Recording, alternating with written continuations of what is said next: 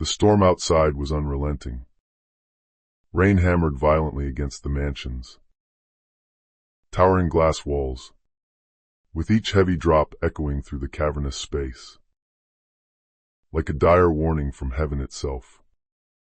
The night sky was a bruised, terrifying purple, illuminated only by erratic flashes of lightning.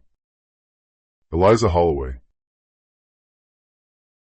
exactly 6 months pregnant and clutching her swollen belly protectively, stood, frozen at the bottom of the grand marble staircase, her slender frame trembling uncontrollably. Her husband, Chase, towered above her on the steps. His face, flushed a deep, dangerous red with absolute fury. The sharp, intoxicating stench of expensive whiskey hung heavy in the cold air between them. "You've ruined my life," he shouted, his voice slicing through the cacophony of the storm outside. She pressed a shaking hand to her stomach, her heart pounding a frantic rhythm. Against her ribs, her voice shaking as she pleaded with him. "Please, Chase. Stop yelling. You're scaring the baby." But Chase wasn't listening. He never really did. To the outside world, he was a polished millionaire, a brilliant real estate mogul who was adored by the press and idolized by the public. Behind closed doors, however, he was something else. Entirely. He was cruel, impatient, and deeply obsessed with total control. Tonight, his volatile temper had crossed the final, unforgivable line. Eliza had bravely refused to sign a stack of legal papers that would have given him full,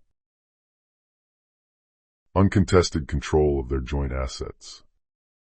He casually called it business.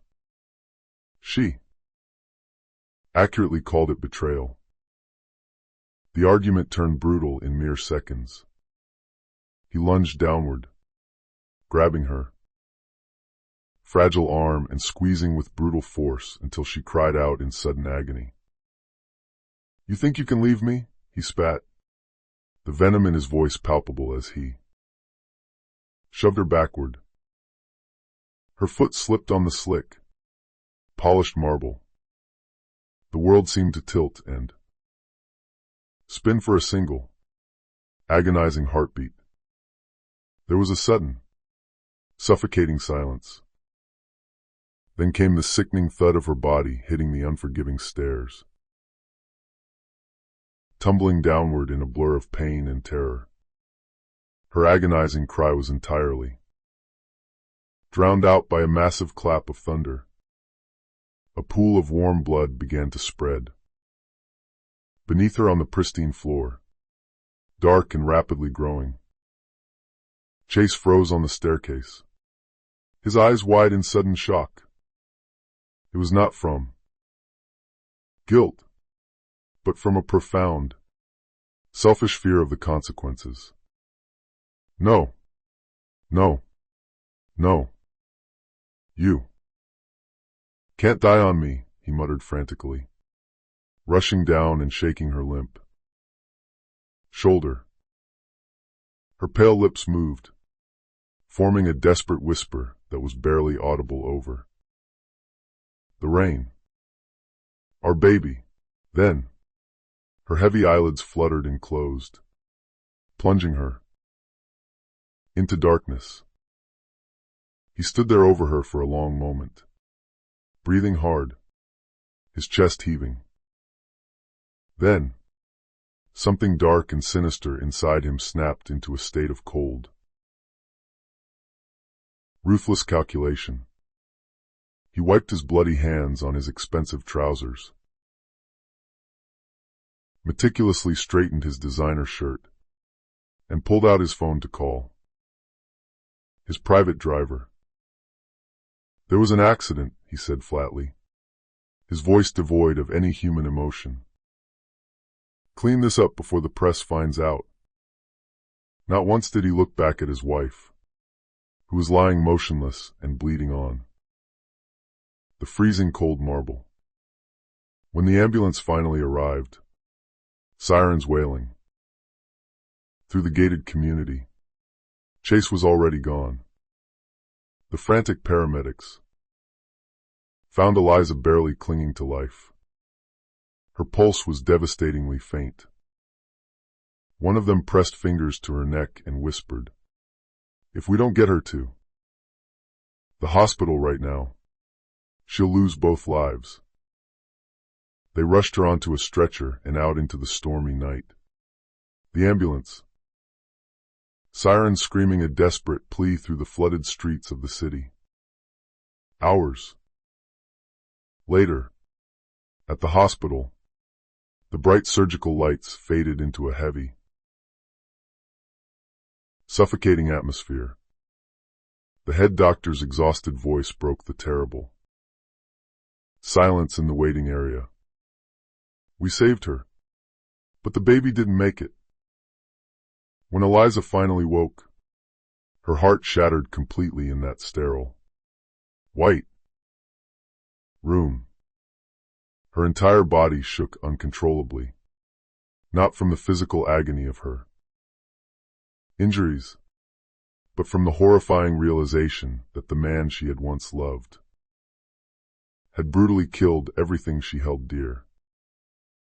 Somewhere across the vast ocean, in a heavily secluded and heavily guarded estate in the snowy mountains of Switzerland, a secure phone rang loudly in the middle of the quiet night.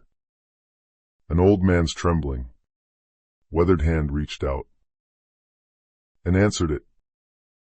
The urgent voice on the other end whispered the fateful words that would awaken a sleeping, terrifying storm. "Sir, it's about your daughter."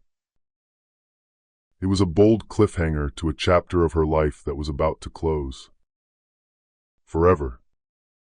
That was the tragic night the world would soon learn what happens when a monster hurts the wrong woman's child. The hospital room smelled strongly of harsh antiseptic and deep, lingering sorrow. Medical machines beeped in a slow, agonizing rhythm beside Eliza's bed,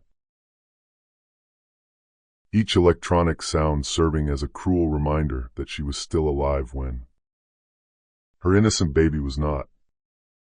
The pale morning sun spilled weakly through the plastic blinds, painting her bruised and fragile face in a ghostly, fragile light.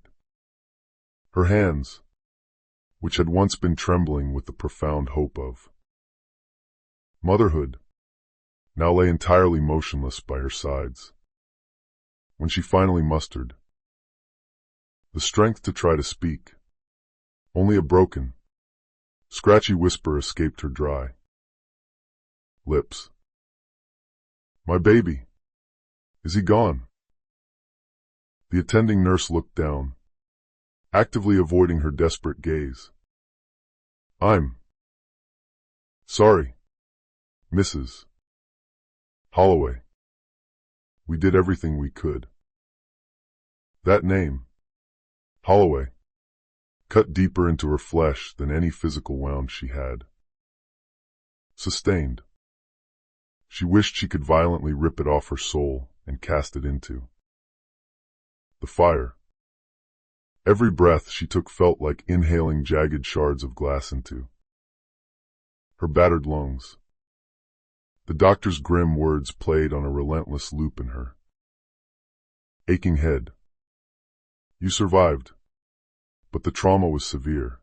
She had deep, agonizing bruises stretching from her shoulders all the way down to her ribs, a hairline fracture on her left arm, and a profound heartbreak that modern medicine couldn't even begin to touch.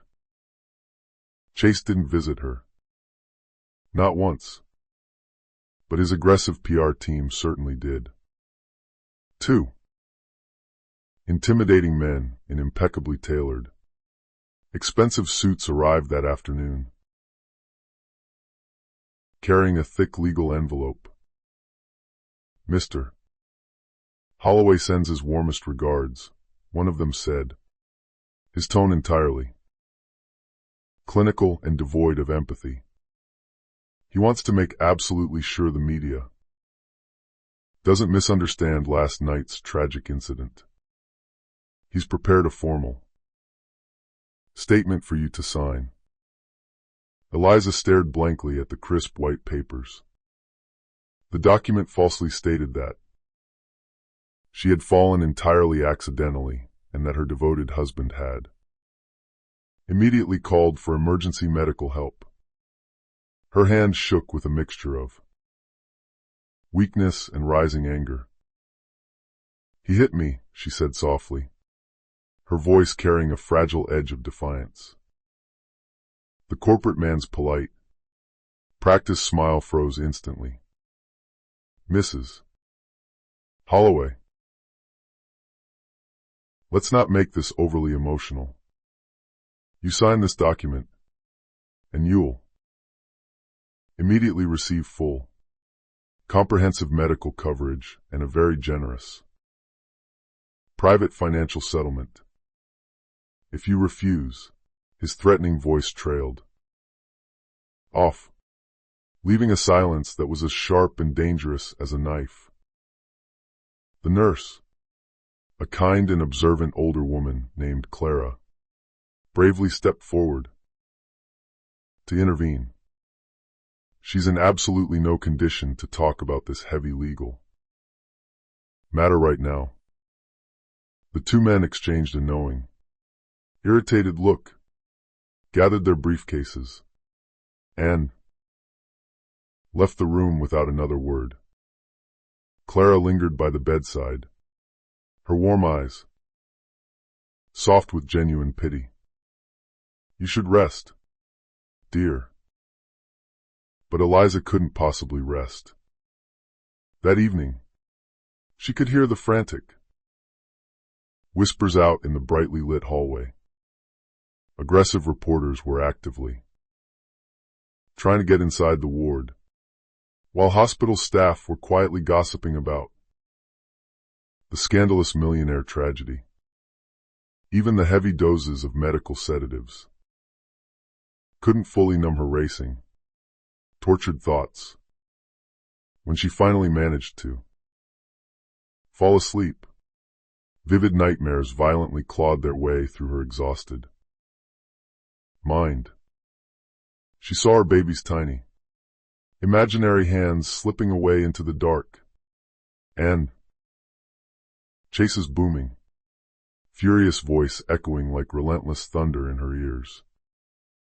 3 agonizing days later, the hospital abruptly discharged her under a strict family request.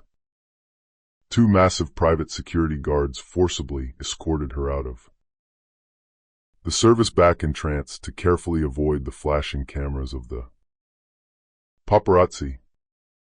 A sleek luxury car waited in the damp alleyway. It wasn't Chase's personal vehicle, but a sterile transport sent by his powerful lawyers. He still didn't come himself. Instead, he simply sent a typed and signed note. "You'll stay at the lake house until things calm down in the press.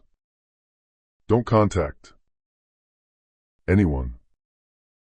The remote lake house was undeniably beautiful, but it felt exactly like a high-end prison. There was no phone, no internet access, and absolutely no visitors allowed. The massive bay windows overlooked a body of still, cold, and entirely empty water. Every single night, Eliza woke up in a cold sweat to the terrifying sound of her own agonizing screams. The heavy grief twisted and turned inside her stomach until she barely recognized the hollow-eyed reflection, staring back at her in the bathroom mirror. But out in the vast world, one brave person hadn't forgotten about her. On the fifth dark night of her isolation, a quiet, hesitant knock came at the heavy oak front door. Clara, the kind hospital nurse, stepped inside the foyer quickly, her wide eyes full of deep urgency and fear. "I can't stay long," she whispered frantically, slipping a thick, sealed envelope into Eliza's trembling, confused hands. He needed to know the truth. Eliza frowned, her brow furrowing in deep confusion. "Who?" "Your father," Clara said breathlessly. "Richard Monroe." That legendary name hit Eliza's mind like a massive lightning bolt striking a dry forest. He was the powerful man she hadn't spoken a single word to in 10 long years. He was the man she fiercely blamed for her beloved mother's tragic death. "No," she whispered, backing away in panic. "He can't know about this. He mustn't." But Clara stepped forward and pressed her warm hand gently against Eliza's cold arm. "He already does, sweetheart. And he's coming." It was another bold cliffhanger in the tragic story of her life. And when the legendary Richard Monroe finally came for his battered daughter, he didn't come with a bouquet of peaceful flowers. He came carrying the heavy, unstoppable weight of a war. Heavy snow fell silently over the picturesque city of Geneva as a massive black limousine wound its way slowly up a treacherous mountain road toward a heavily secluded, fortress-like estate. Inside the luxurious cabin sat Richard Monroe, a man whose silver-haired expression seemed permanently carved from unforgiving stone. The desperate message from Nurse Clara still burned intensely in the forefront of his brilliant mind. "Your daughter is alive, but she's lost the baby." Those few agonizing words had gutted him more deeply and permanently than any catastrophic business failure ever could have. He hadn't seen his beautiful Eliza in over 10 years. It had been 10 long, painful years of emotional distance, crushing guilt, and absolute, stubborn silence. In the eyes of the global public, Richard Monroe was practically a ghost. He was the reclusive, mythical billionaire who had once ruthlessly built massive corporate empires across Europe and America, only to completely vanish from the public eye immediately after his beloved wife's sudden death. But hiding behind that quiet, mysterious disappearance was a broken man, completely crushed by the heavy weight of profound regret. He had foolishly chased wealth and ultimate power while his precious family slowly fell apart at the seams. When his wife Laura finally took their young daughter and disappeared into the night, he falsely told himself it was for the best. That is dangerous. World was no place for them. But hearing the horrific news that his precious Eliza had been brutally beaten nearly to death completely shattered whatever tiny piece of a human heart he had left inside his chest. The armored car pulled smoothly through the massive wrought iron security gates of his snowy mansion. His highly efficient, fiercely loyal assistant, a remarkably calm woman named Evelyn, waited patiently by the massive double doors. Sir, the private investigation team has successfully gathered absolutely everything you asked for, she said softly as he stepped out into the freezing air. We have full background files on Chase Holloway, his entire company, structure, his hidden assets, his illegal offshore accounts, everything. Richard nodded slowly, his eyes narrowing into deadly slits. Good. And the girl? Where is she? She's currently trapped at the Holloway Lake House property.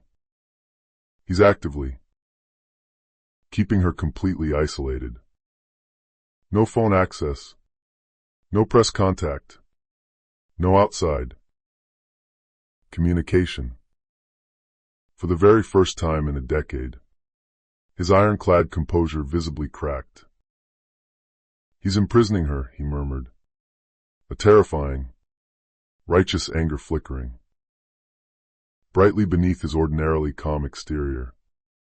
He turned and walked purposefully toward the massive roaring fireplace in the study, staring deeply into the consuming flames. When I was her age, I foolishly thought accumulating power could miraculously protect the people I loved. I was terribly wrong. But this time, that same power will completely destroy the man who dared to hurt her. Across the vast ocean, at that exact very moment, an arrogant Chase Holloway sat comfortably in his lavish penthouse, giving an exclusive, highly rated TV interview. He played the role of the grieving, devastated husband perfectly, effortlessly spinning a web of disgusting lies about a tragic, unavoidable accident. The gullible audience ate it up with a spoon. My beautiful wife has been through so much unimaginable pain, he said solemnly to the camera, pretending to wipe away a fake tear from his eye. All I truly want in this world is her safe and speedy recovery. The studio cameras flashed brightly, and the next morning's newspaper headlines blazed with overwhelming public sympathy. But the very next morning, the illusion began to crack. His nervous assistant handed him a thick, red-tabbed folder. Sir, we have a situation. A mysterious new corporate investor just bought up exactly 11% of Holloway Development's available stock overnight. Chase smirked arrogantly, tossing the folder onto his mahogany desk. Good. We always need strong, wealthy partners to expand. The young assistant hesitated, his voice trembling. It's Monroe Holdings, sir. That specific name froze Chase mid-laugh. He leaned forward, his arrogant smile vanishing instantly. Monroe? As in Richard Monroe? Yes, sir. The legendary billionaire. It appears he's suddenly expanding his American portfolio. Chase's eyes darkened with a sudden, creeping paranoia. Find out absolutely everything you can about him. Now. Meanwhile, back at the desolate, snow-covered lake house, Eliza sat quietly by the large bay window, numbly watching the snow fall gracefully into the dark, still water. For several long days, she'd completely refused any food, refused to speak a single word to the guards outside. Her battered physical body was slowly healing. But her traumatized soul felt completely hollow, scraped clean of any hope. Then, a small, distinct knock broke the oppressive silence of the room. She slowly opened the heavy door and gasped in surprise.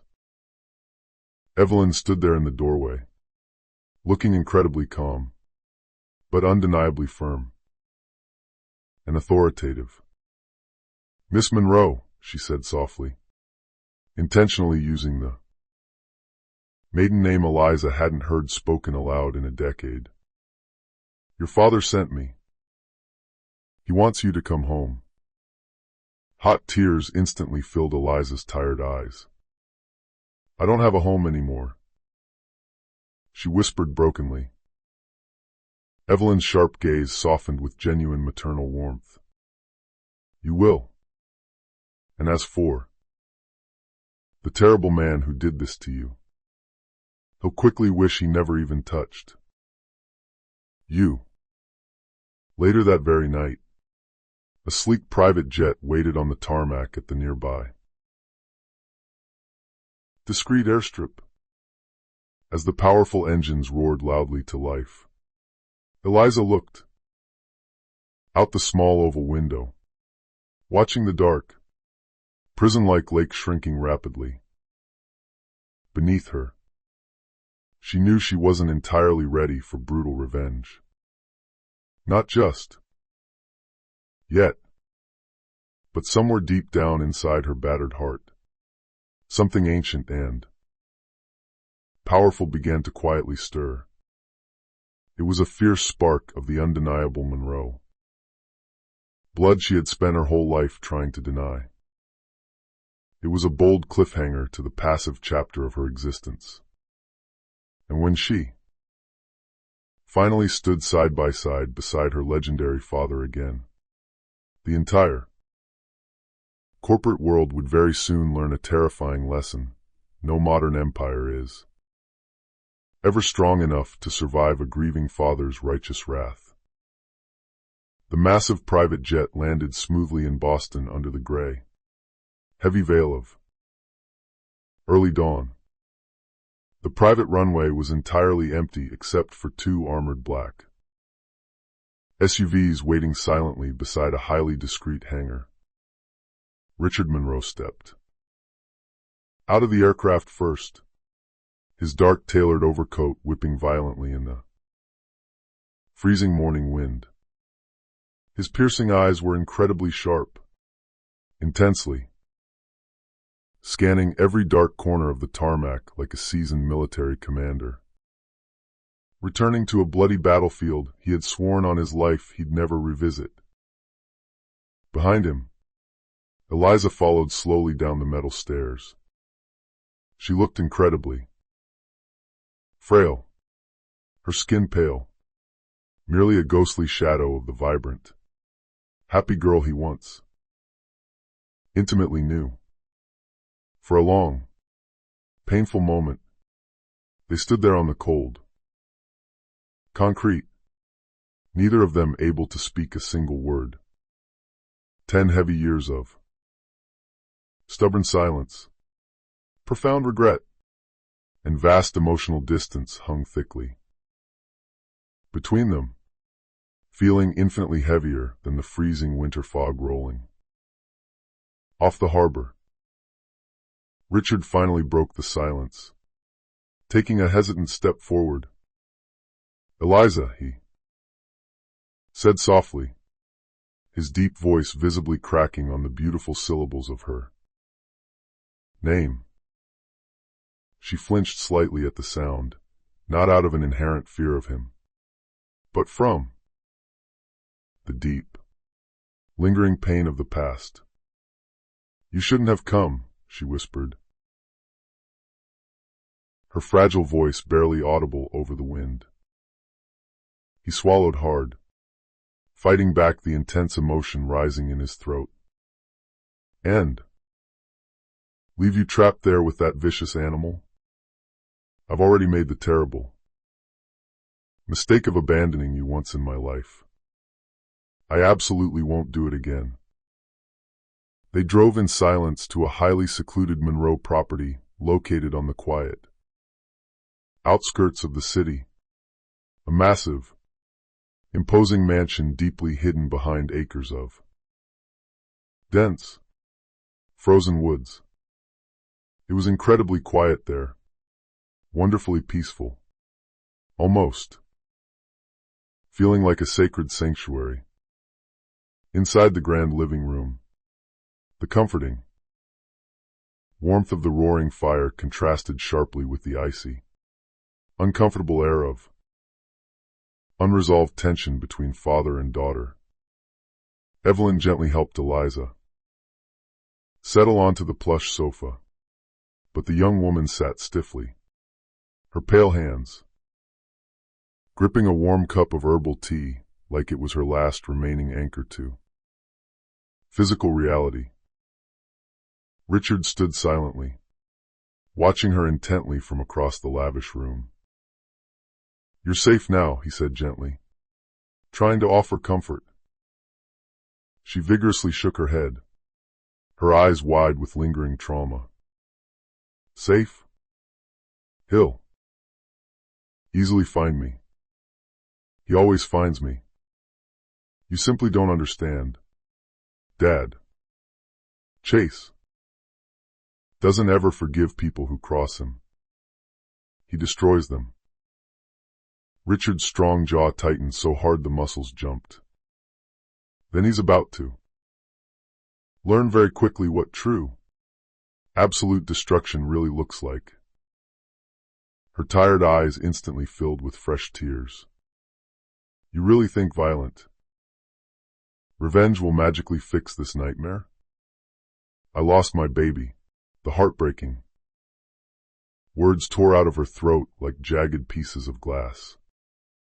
"I can't eat a single bite. I can't sleep for a minute. I can't even breathe without hearing his furious voice in my head." He walked over to her very slowly, sitting down gently beside her on the couch. "I know I wasn't there for you when you desperately needed me. I miserably failed your wonderful mother, and I miserably failed you.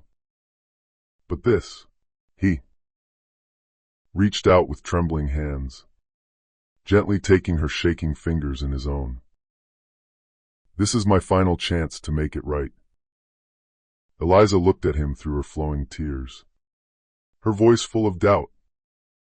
"You don't even know what kind of monster he truly is." "Oh, I know exactly who he is," Richard said quietly, his voice turning to cold steel. "I've personally read every single file, analyzed every illegal transaction, documented every lie he's ever told.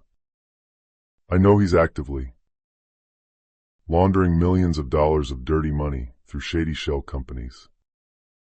I know he routinely bribed city officials, and I know for a fact he physically forced you to sign those completely fake accident papers." Her lips parted in genuine shock.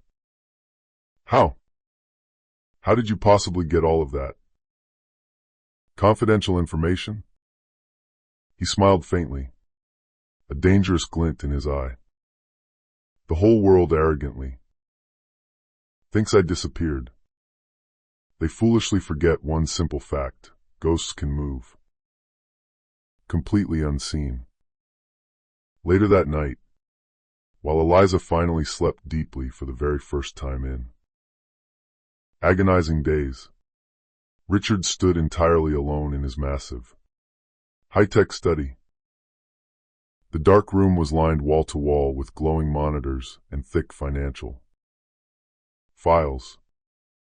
High-resolution photos of Chase Holloway appeared constantly on the bright screens, showing illicit business meetings, wild underground parties, and even highly secret, romantic dinners with his hidden mistress, a wildly arrogant Man like him actually thought he was completely untouchable.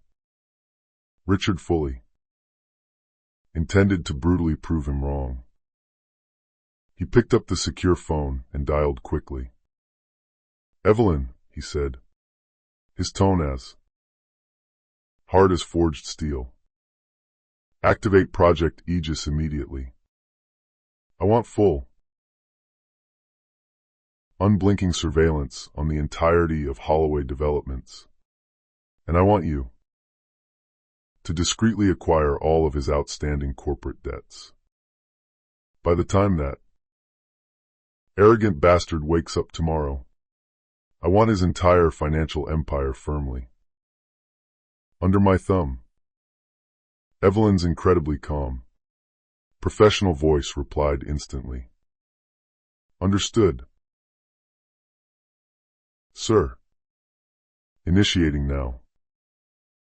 As he hung up the phone, Richard glanced thoughtfully toward the tall window, where the winter snow was falling much harder now, rapidly burying everything outside in a blanket of freezing white.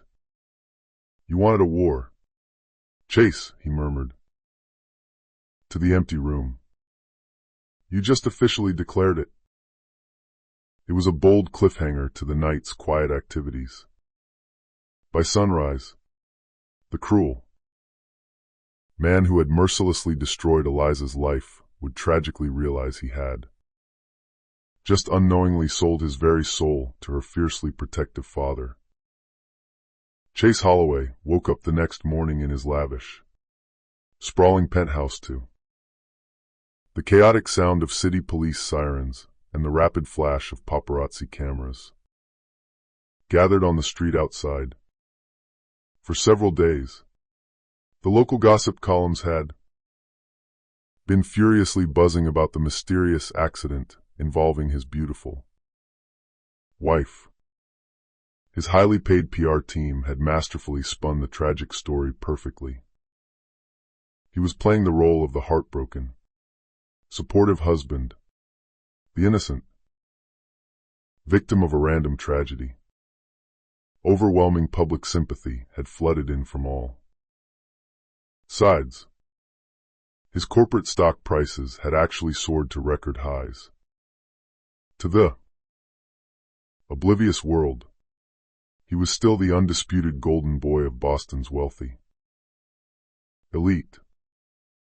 He confidently poured himself a generous glass of morning whiskey, casually scrolling through the day's morning headlines on his phone.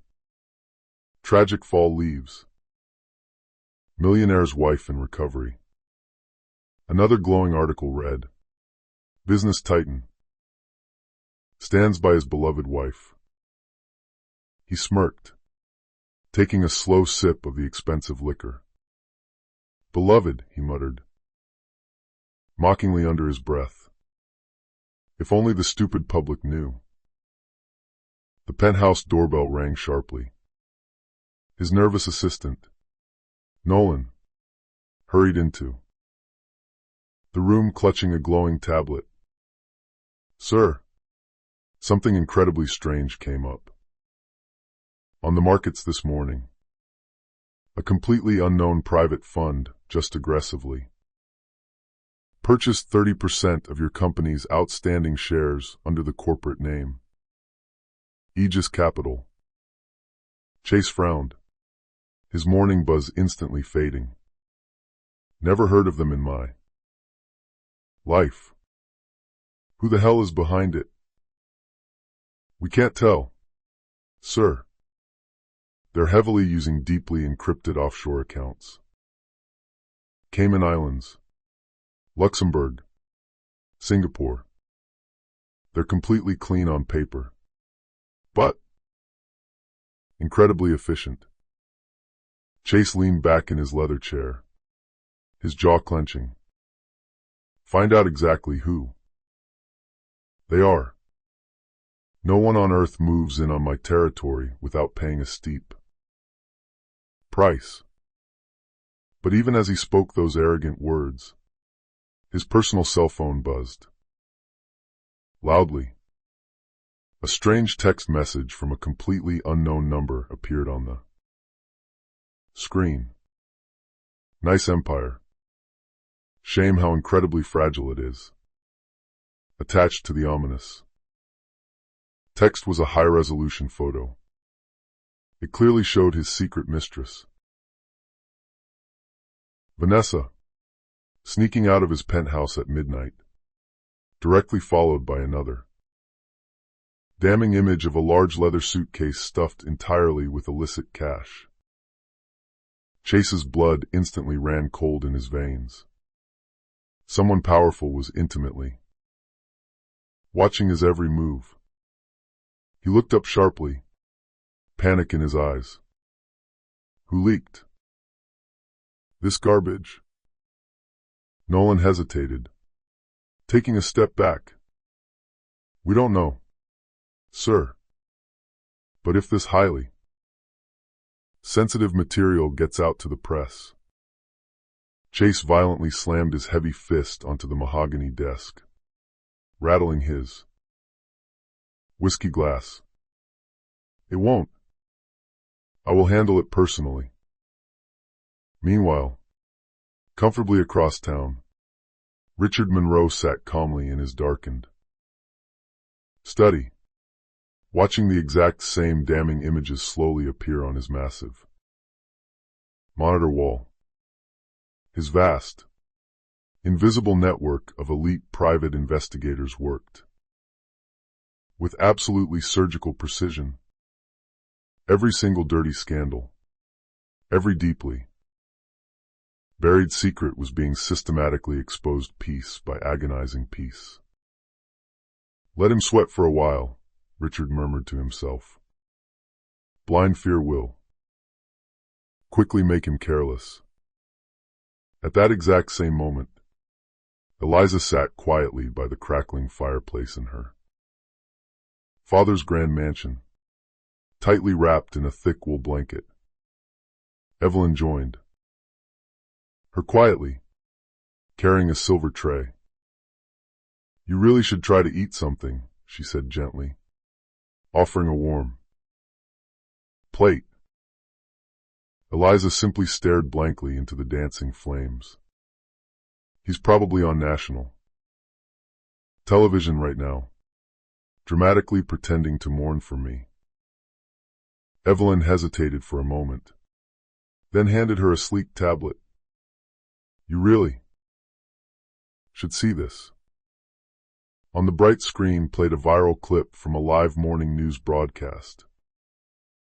There was Chase, standing confidently before a sea of flashing cameras, looking perfectly somber and composed. My wonderful wife is currently recovering in a highly secure private medical facility.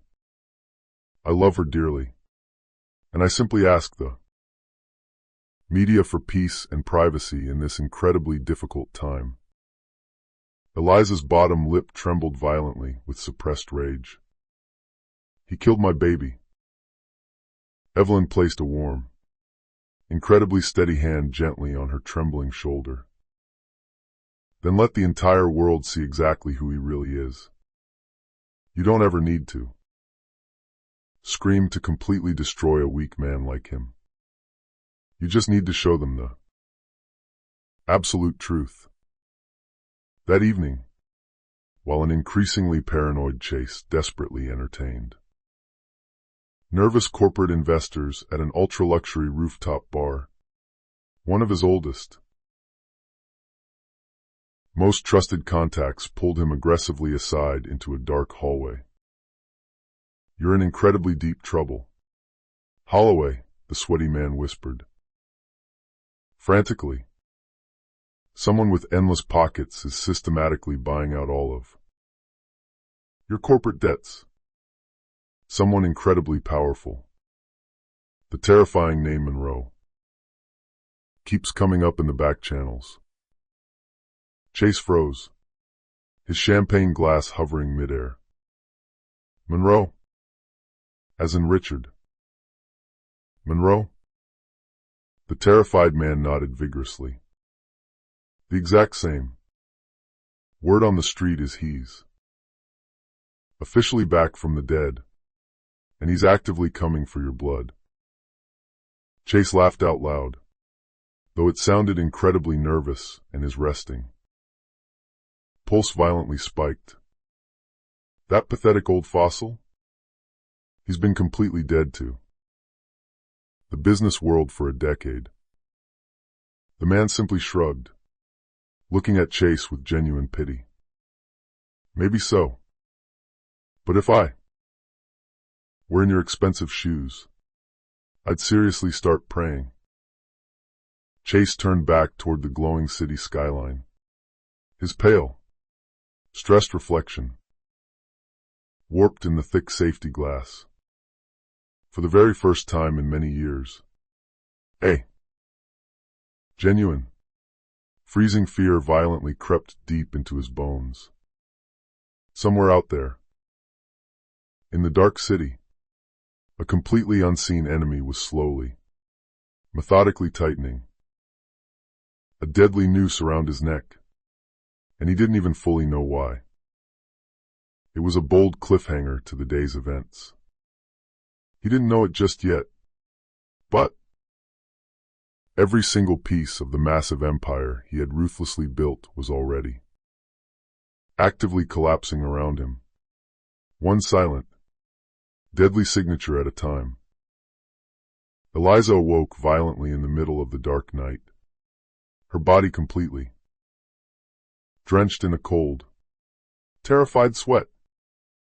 The massive mansion around her was entirely silent, save for the very faint, comforting crackle of the dying fire downstairs. In the parlor, every single time she closed her tired eyes, she was forced to see the exact same horrific nightmare, her baby's tiny, innocent hand slipping away into the void, Chase's furious, red face looming violently above her, and the sickening sound of her own desperate scream echoing relentlessly down those unforgiving marble stairs. She pressed a violently shaking hand tightly to her flat stomach, whispering brokenly through her flowing tears, "I'm so sorry. I couldn't save you." For several days since arriving in Boston, she had stubbornly refused to speak to anyone, completely refused to eat. Her physical body was steadily healing from the brutal fall, but her fragile mind was firmly trapped inside the horror of that specific night. The dedicated mansion staff moved incredibly quietly around her, terrified to accidentally disturb her heavy, profound silence. Richard watched her constantly from a safe distance, feeling utterly helpless. He had literally spent his entire adult life successfully controlling absolutely everything: global markets, massive boardrooms, entire foreign governments, but he couldn't control or cure the profound, crushing grief living inside his own daughter's sad eyes. One freezing morning, he came out and sat quietly beside her on the stone balcony, the bitter winter air biting coldly at their skin. "You know," he said softly, staring out at the frozen trees, "when your beautiful mother suddenly died, I essentially stopped truly living too. I foolishly buried myself completely in my corporate work and falsely called it survival. But the truth is, it was pure cowardice." Eliza didn't turn to look at him, her gaze fixed on the icy horizon. "You weren't there for us when we needed you." He nodded very slowly, accepting the heavy blow. "You're absolutely right. I wasn't.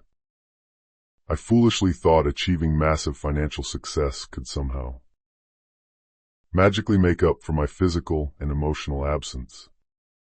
I learned the hard way that it doesn't. He paused, his deep voice thick with decades of unsaid regret. But I can choose to be here right now. If you'll let me. Hot tears burned fiercely in her exhausted eyes. You can't possibly bring him back, Dad. My innocent baby is gone. No, I can't, he said gently, moving closer. But you are still here. And your child deserves to have a mother who actively chooses to live, not one who slowly dies in complete silence. That evening, Evelyn briskly entered the main study holding a thick, red-stamped folder. Sir, we've successfully traced all the dummy offshore accounts. Chase has been actively laundering millions of dollars of naive investor funds through fake shell companies for years. If we expose these documents to the feds, his entire empire instantly collapses overnight. Richard looked up and locked eyes with Eliza, who had been standing quietly, listening in the open doorway. What exactly do you want me to do? He asked her. Directly. She hesitated, stepping fully into the room. You just want me to say destroy him, don't you? I want you to make the choice, he said simply, offering her the ultimate power over her abuser's fate. Eliza's dark eyes glistened with fresh tears. I don't just want petty revenge, she whispered, her voice gaining strength. I desperately want him to be forced to face the absolute truth. I want him to truly feel a fraction of the helpless terror he brutally made me feel. Richard's stern expression softened into one of fierce pride. Then we will gladly give him exactly that, and so much more. The very next day, major global news outlets miraculously began receiving massive drops of anonymous tips, leaked financial documents, illegal wire transfers, and highly scandalous photos of Chase Holloway intimately posing with his hidden mistress Vanessa in private island villas and luxury hotel rooms.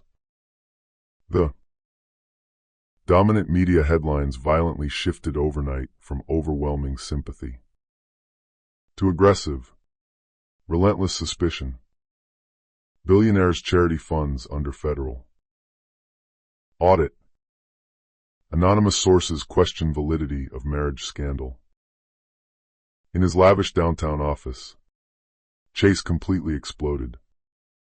Who the hell is actively feeding them this absolute garbage? He shouted, violently slamming his expensive phone against the wall.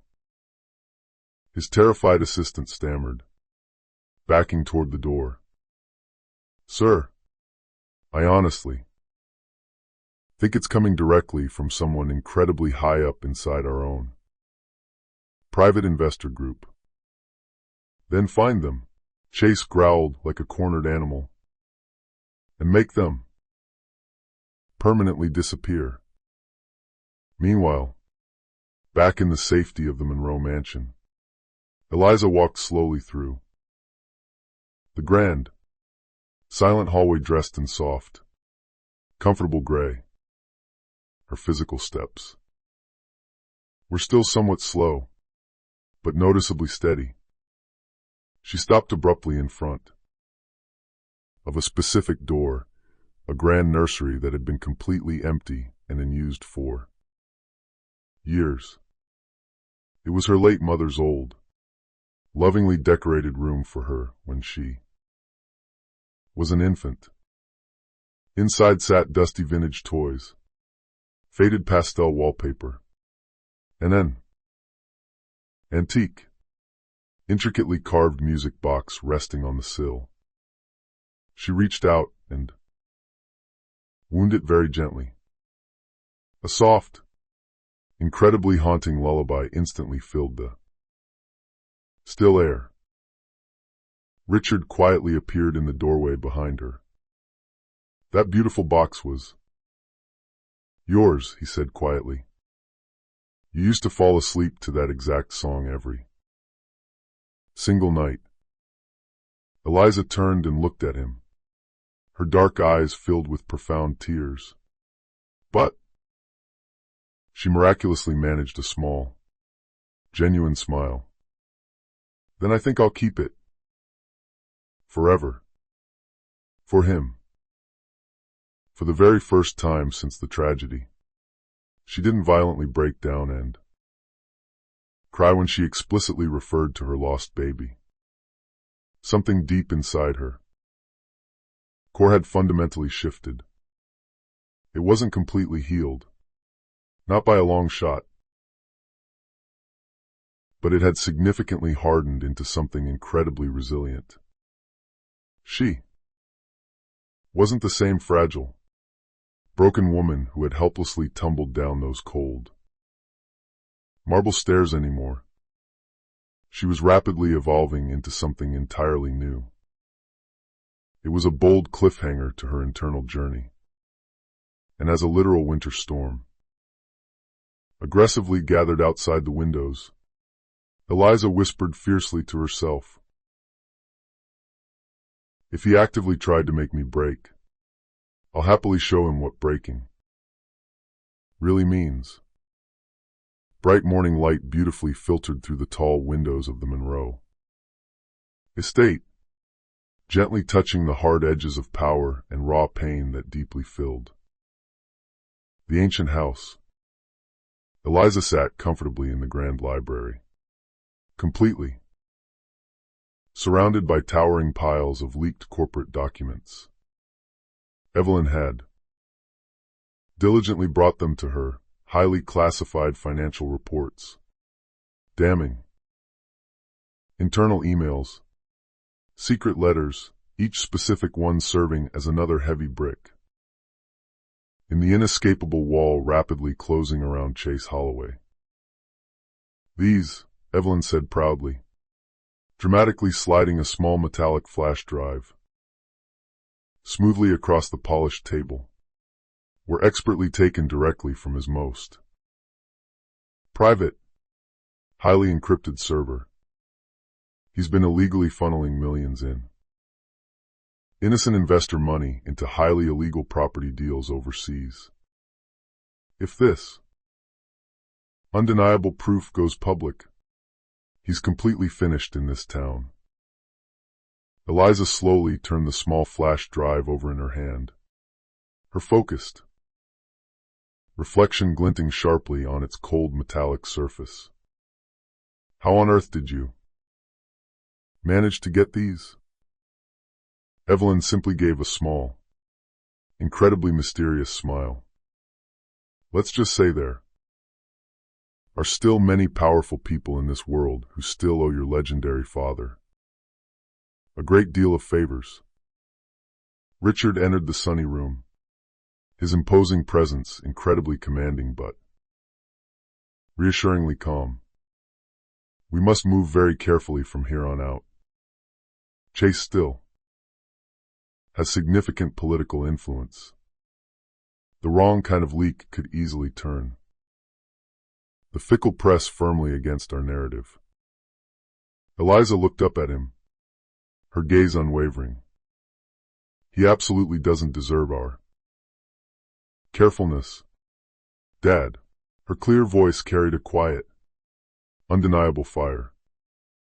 "He completely deserves to publicly lose absolutely everything he ever ruthlessly used to hurt innocent people."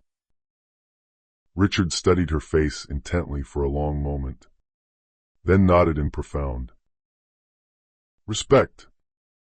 "You're really starting to sound exactly like me." She met his intense gaze without flinching. "No, I'm just starting to sound like Someone who's completely done being afraid of the dark. Later that exact same night, Evelyn expertly arranged a highly private, off-the-books meeting between Richard and a notoriously ruthless financial journalist named Marcus Kane. Marcus was a fearless man widely known for aggressively exposing massive corporate corruption without mercy. They met at a dimly lit, incredibly exclusive restaurant located in downtown Boston, one where massive corporate deals and brutal betrayals were frequently traded over bottles of incredibly fine wine. Richard arrived first, looking perfectly discreet and completely composed. "Mr. Monroe," Marcus greeted with a mixture of shock and respect, smoothly sliding into the leather booth.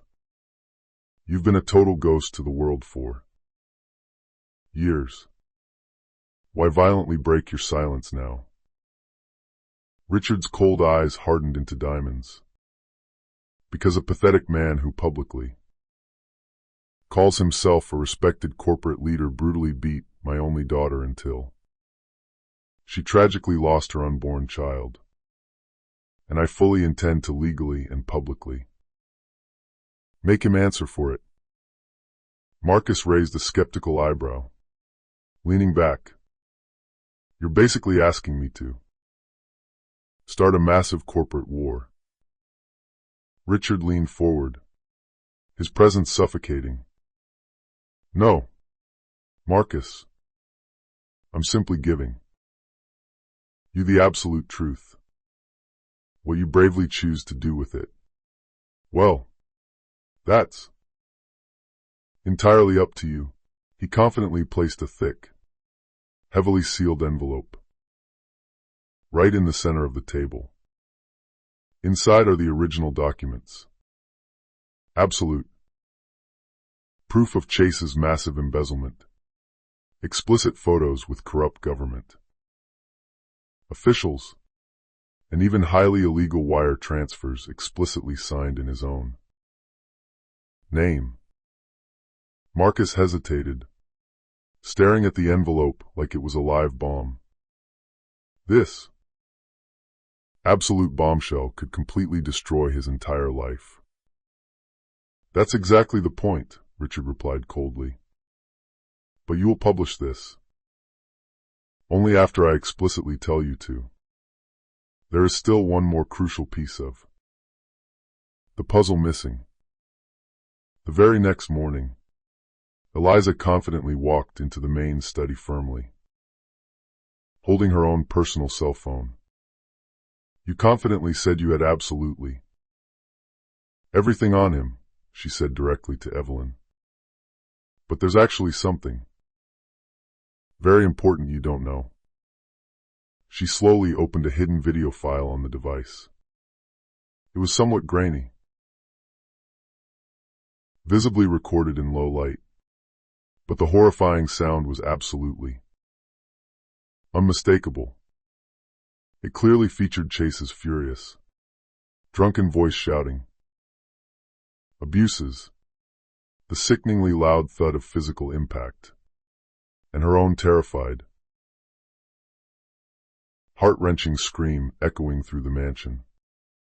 The digital timestamp in the corner clearly showed it was recorded on the exact tragic night she lost her innocent baby.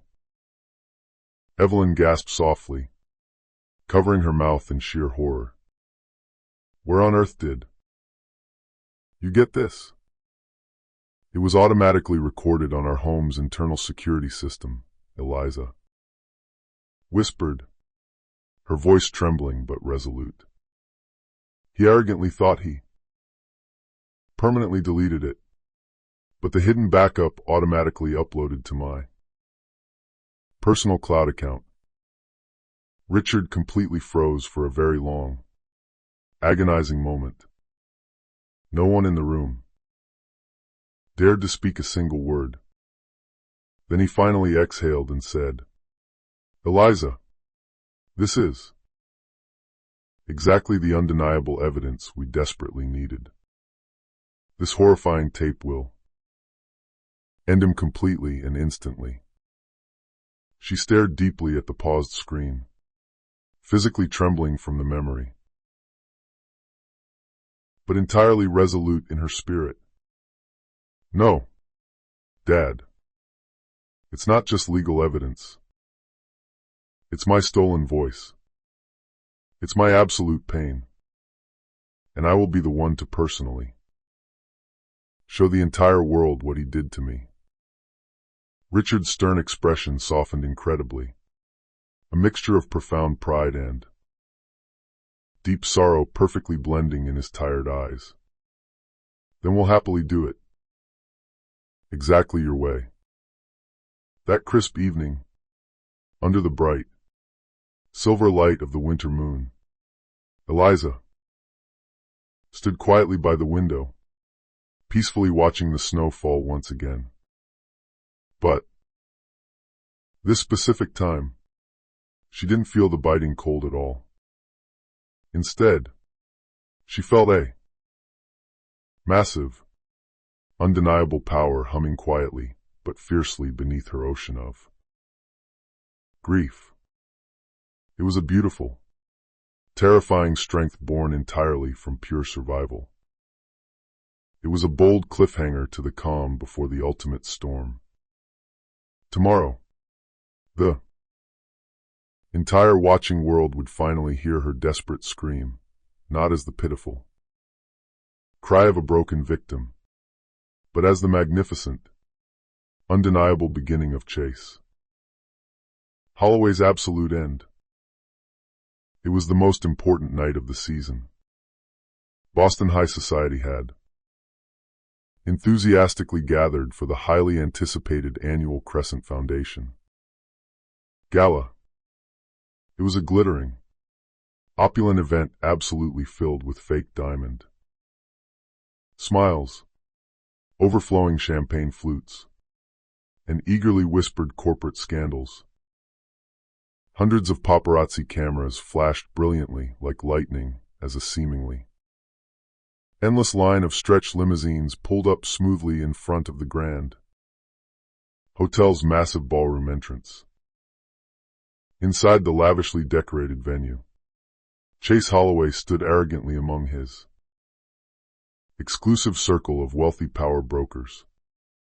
He looked every single inch the perfectly polished, wildly successful millionaire he desperately pretended to be. He laughed loudly at bad jokes, aggressively shook important hands, and expertly pretended not to notice the rapidly growing, toxic rumors swirling violently around his failing company. To the oblivious, glittering world, he was still the wildly successful, tragically grieving husband. But tonight, he would finally learn the hard way that angry ghosts don't always politely stay buried in the dirt. Across the dark city, Eliza stood completely still in front of a massive, gilded mirror inside her father's luxury hotel suite. The physical and emotional transformation she had undergone was almost entirely unreal. Gone forever was the frail, utterly broken woman crying in the sterile hospital bed. In her place stood someone infinitely stronger and more dangerous. Her dark hair was elegantly swept back. Her makeup was incredibly subtle but fiercely striking. And her designer gown was a deep, breathtaking shade of crimson that beautifully caught the light like liquid fire. Evelyn gently zipped up the back of the stunning dress, whispering softly, "You really don't have to force yourself to do this tonight." Eliza met the older woman's concerned eyes confidently through the mirror. "Yes, I absolutely do." He violently took absolutely everything from me. Tonight, I take back my good name. Richard entered the suite quietly, dressed in a flawless tuxedo. For a long, silent moment, he simply looked at his beautiful daughter, overwhelming pride and deep sorrow permanently etched into his rugged features. You remind me so incredibly much of your mother, he said softly, his voice full of love. She possessed that exact same undeniable fire whenever she bravely walked into a crowded room. Eliza smiled faintly, adjusting her diamond earrings. Then let's finally finish. Exactly what he stupidly started. The armored black car arrived smoothly at the gala's grand entrance just as the live string orchestra began playing a sweeping waltz. Hundreds of heads turned. Instantly as the stunning, red-dressed woman confidently stepped out into the freezing air, her brilliant diamond earrings catching the paparazzi's flashing light. A massive, shocked murmur immediately rippled violently through the gathered crowd. Is that actually Eliza Holloway? I honestly thought she was dead. She finished the long walk down the red carpet with a perfectly calm, polite smile as she gracefully passed them by, her expensive heels clicking loudly and rhythmically on the polished marble floors. Across the massive, crowded ballroom, Chase completely froze mid-conversation. For a terrifying second, his carefully constructed public mask violently cracked. His handsome face instantly went as pale as a ghost. Impossible, he whispered in sheer disbelief. Vanessa, his secret mistress who was inappropriately attending as his plus one, touched his stiff arm nervously. What's wrong? But Chase couldn't even formulate an answer. His wide, terrified eyes were completely locked on the crimson figure moving steadily toward him with incredibly slow, deliberate, and terrifying grace. Every single news camera in the massive ballroom actively turned as Eliza smoothly stopped just a few feet away from her abuser. Hello, Chase, she said clearly, her tone incredibly steady, almost terrifyingly gentle. He stammered wildly, taking a step back. Eliza. How? You? Oh. Please relax, she smoothly interrupted, her voice carrying over the suddenly silent room. I'm absolutely not here to haunt you like a ghost. I'm simply here to publicly thank you. The entire glittering crowd went absolutely dead silent, hanging on her every word.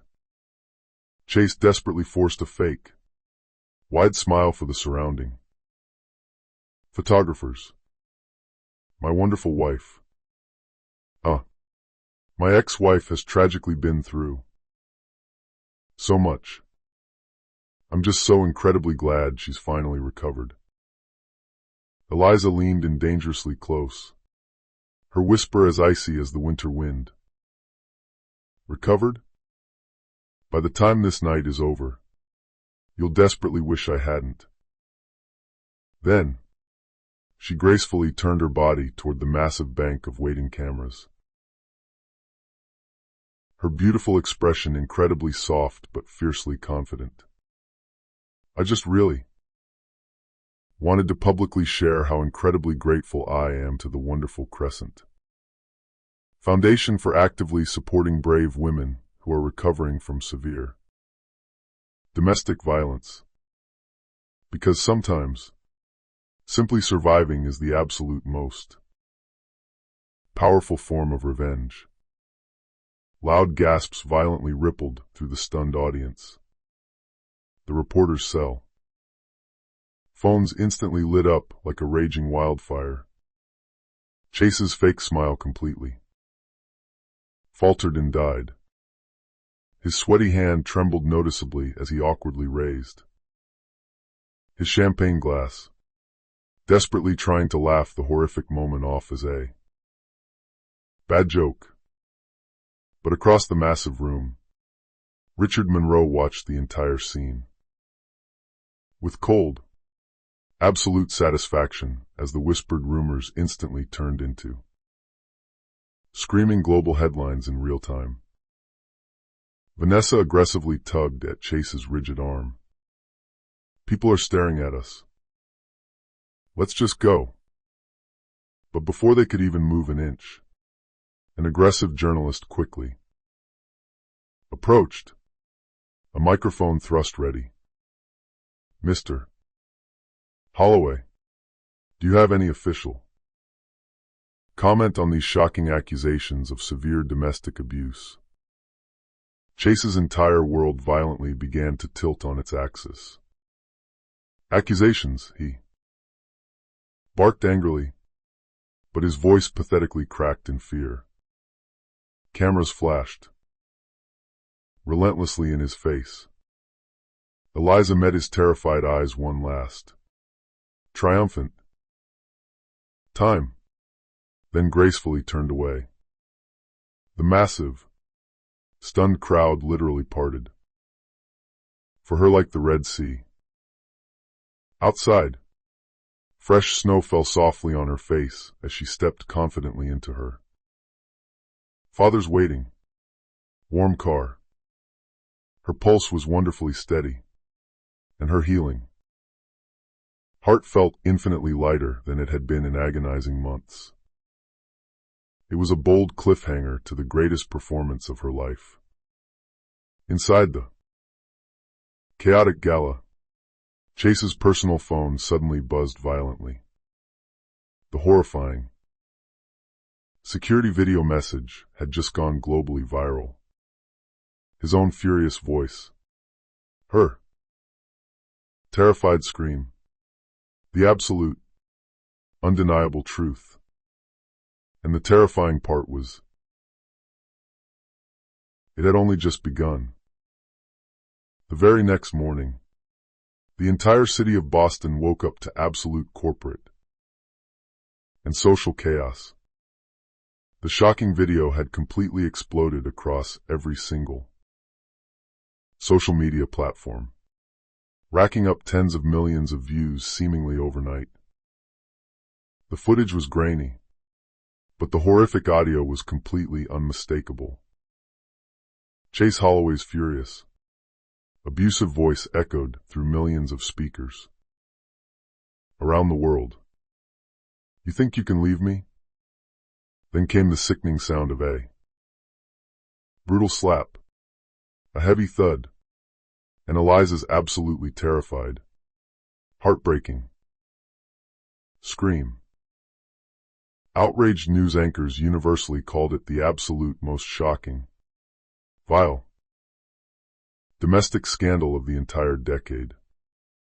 Social media was an unstoppable, raging storm of furious public outrage.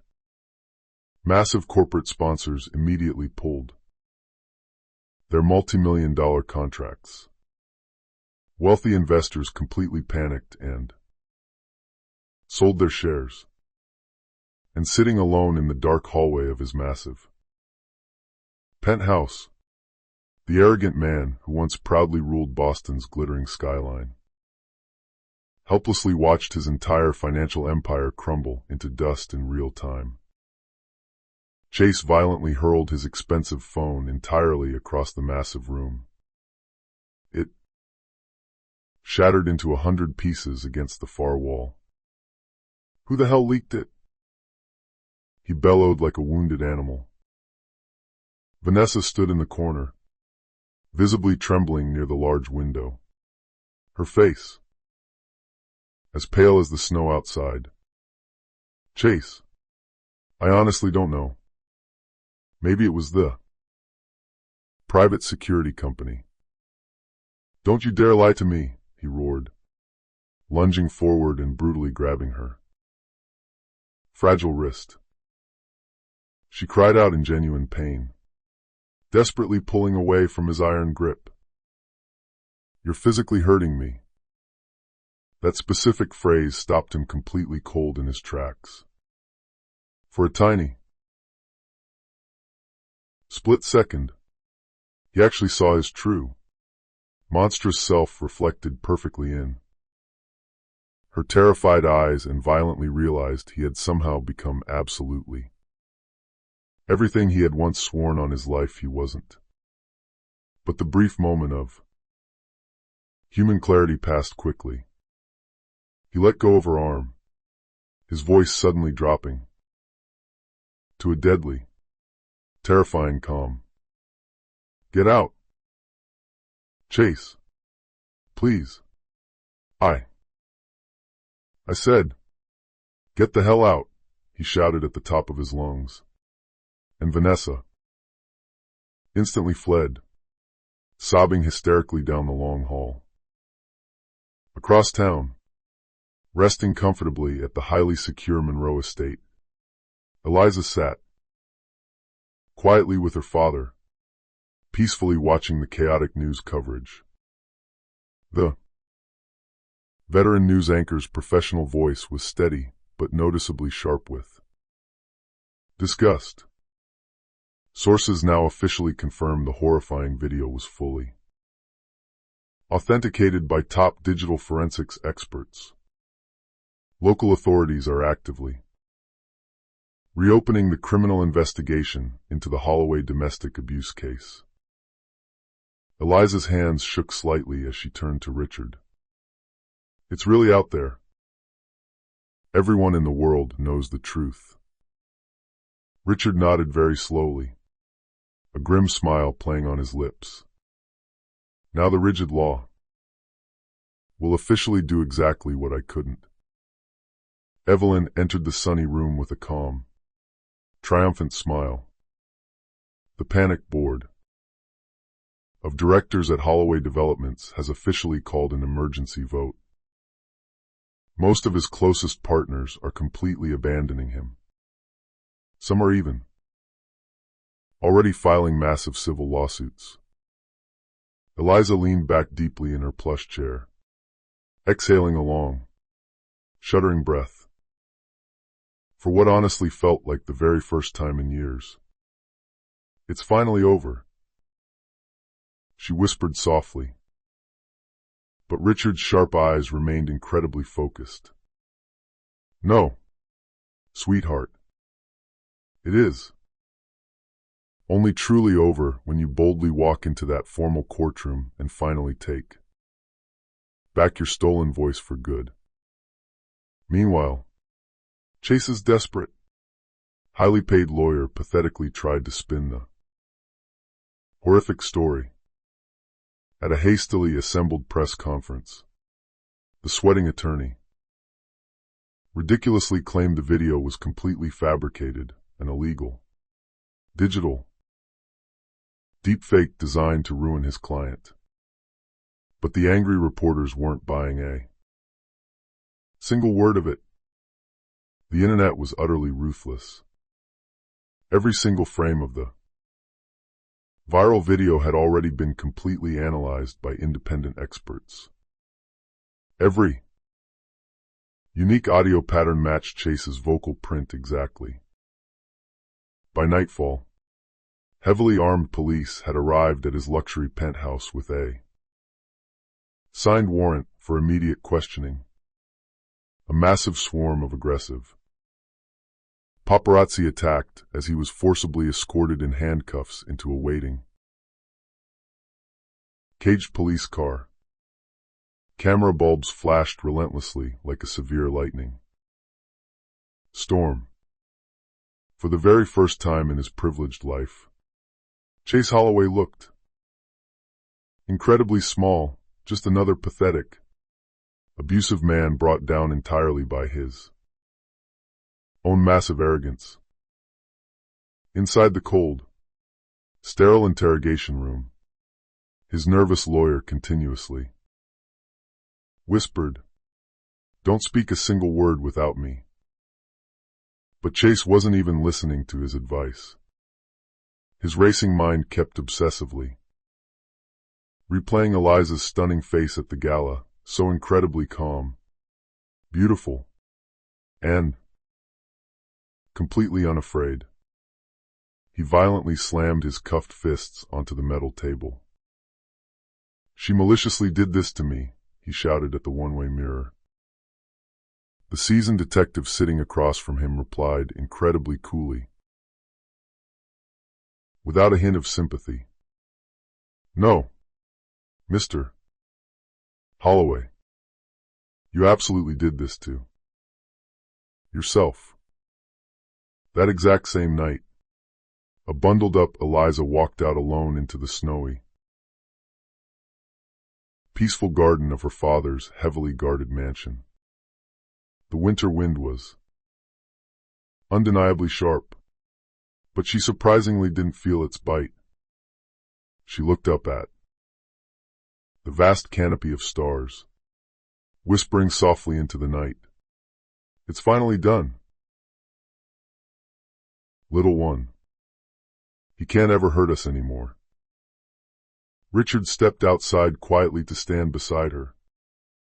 "You bravely did what very few people on this earth have the immense strength to do. Eliza, you successfully faced your darkest monster in the absolute light." She turned to him, her dark eyes glimmering with unshed tears. "But she was no longer weak or broken. Then maybe it's finally time for me to start truly living again." It was a bold cliffhanger to a moment of brief serenity. But just as true peace finally seemed near, Evelyn suddenly rushed out of the back door, holding her tablet, bringing horrific breaking news. Chase Holloway had completely vanished from highly secure police custody. The shocking news hit the city like a massive, unpredictable earthquake. Chase Holloway violently escapes police custody. By sunrise the next day, the terrifying story had completely flooded every single news channel globally. Frantic reporters literally shouted over each other outside local police headquarters, desperately trying to explain to the public how one of the most notorious, highly watched men in the entire country had simply disappeared into thin air. Inside the fortified Monroe estate, an unbearable tension hung heavily in the air. Eliza gripped her cell phone so tightly her pale knuckles turned completely white. How on earth could he just vanish from a police transport? She whispered in disbelief. Evelyn stood rigidly by the tall window, rapidly scanning every incoming police update on her encrypted tablet. The secure transfer car was violently hijacked. On the highway, no civilian saw exactly who did it. The two armed escort officers were found completely unconscious, dumped by the side of the dark road. Richard paced aggressively near the large fireplace, his usually ironclad calm demeanor visibly cracking for the very first time since his return. "This absolutely isn't a random escape," he said darkly, his mind racing. "It's a highly coordinated cover-up. Someone incredibly powerful actively helped him." Eliza's heartbeat thundered loudly in her ears, a rising tide of panic. What if he completely lost his mind and comes here? Dad, what if he He won't, Richard violently interrupted, his deep voice incredibly firm. Not without facing severe, deadly consequences. I've already massively doubled the private security perimeter. Absolutely no one gets anywhere near you without going directly through me first. But even as he confidently spoke those words, his own gut violently twisted. He intimately knew exactly how desperate, powerful men like Chase operated. Cornered, wounded animals didn't just quietly surrender to fate. They bit back, hard and lethally. Meanwhile, miles away from the city limits, a completely unmarked black SUV sped dangerously down an abandoned, icy logging road. Inside, Chase sat heavily in the dark back seat. Dried blood crusted thickly at the corner of his split lip. A massive, heavily armed man in a dark tactical coat drove in complete silence. You'll be completely safe hiding in the remote cabin, the gruff driver finally muttered without turning around. Absolutely no one on Earth knows it even exists. Chase stared blankly out the tinted window, his racing mind a violent, unstoppable storm. Absolutely everything he'd ever built was completely gone. His massive company was federally seized. His secret offshore accounts were frozen. His proud name was permanently dragged through the global mud. But deeply beneath the absolute ruin of his life, a profound, psychotic anger burned, fiercely like high-octane gasoline. They actually think they can completely destroy me, he hissed to his reflection in the glass. I'll eagerly make them all pay in blood. I'll make her pay. That long night, Eliza simply couldn't sleep a wink. The massive mansion felt significantly colder, far quieter, as if something completely unseen and deeply malevolent was rapidly drawing near. She sat alone at her antique desk, slowly flipping through old, painful photos, the lavish wedding, the exotic trips, the endless sea of fake, forced smiles. For a brief, confusing moment, she almost pitied the pathetic man she had once foolishly loved. Almost. A very faint, distinct creak sounded from the dark hallway outside her door. She instantly froze, her blood running cold. "Dad," she called out very softly. There was no answer. Her pulse violently quickened. She desperately reached for her charged phone, but then the heavy wooden door slowly pushed open. It was only Richard, still dressed in his thick silk robe, looking exhausted. "I couldn't sleep either," he said with a remarkably weary, apologetic smile. "I just thought I'd come check on you." She exhaled shakily, clutching her chest. "You really scared me to death." He walked closer, gently resting a warm, comforting hand on her trembling shoulder. "That's exactly what he always used to do to you. Didn't he? Keep you constantly scared in your own home."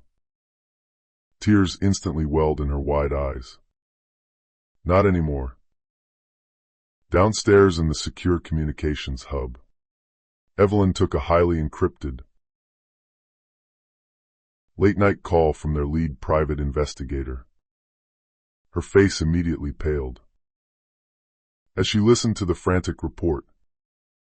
Are you absolutely sure about this? She whispered into the receiver.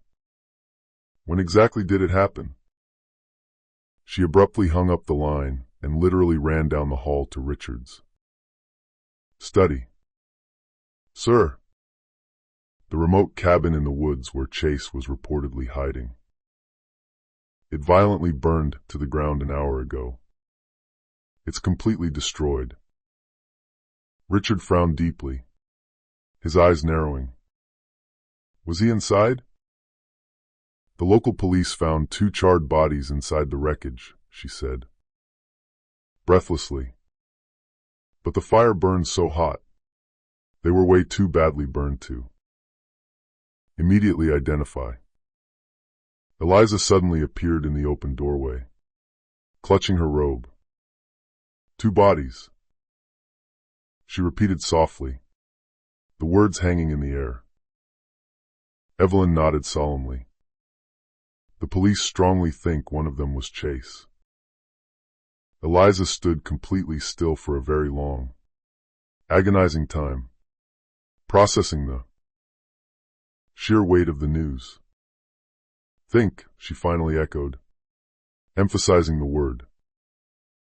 They think, but they do not know. Richard looked deeply at his intuitive daughter. We will definitely find out the absolute truth. But for right now, tonight, it is over. That exact same night, as fresh snow continued to fall heavily over the still smoking, charred remains of the woodland cabin, a dark shadow slowly moved through the frozen trees. It was a man with severe, blistering burns across the left side of his face, limping heavily with every step, but undeniably, terrifyingly alive.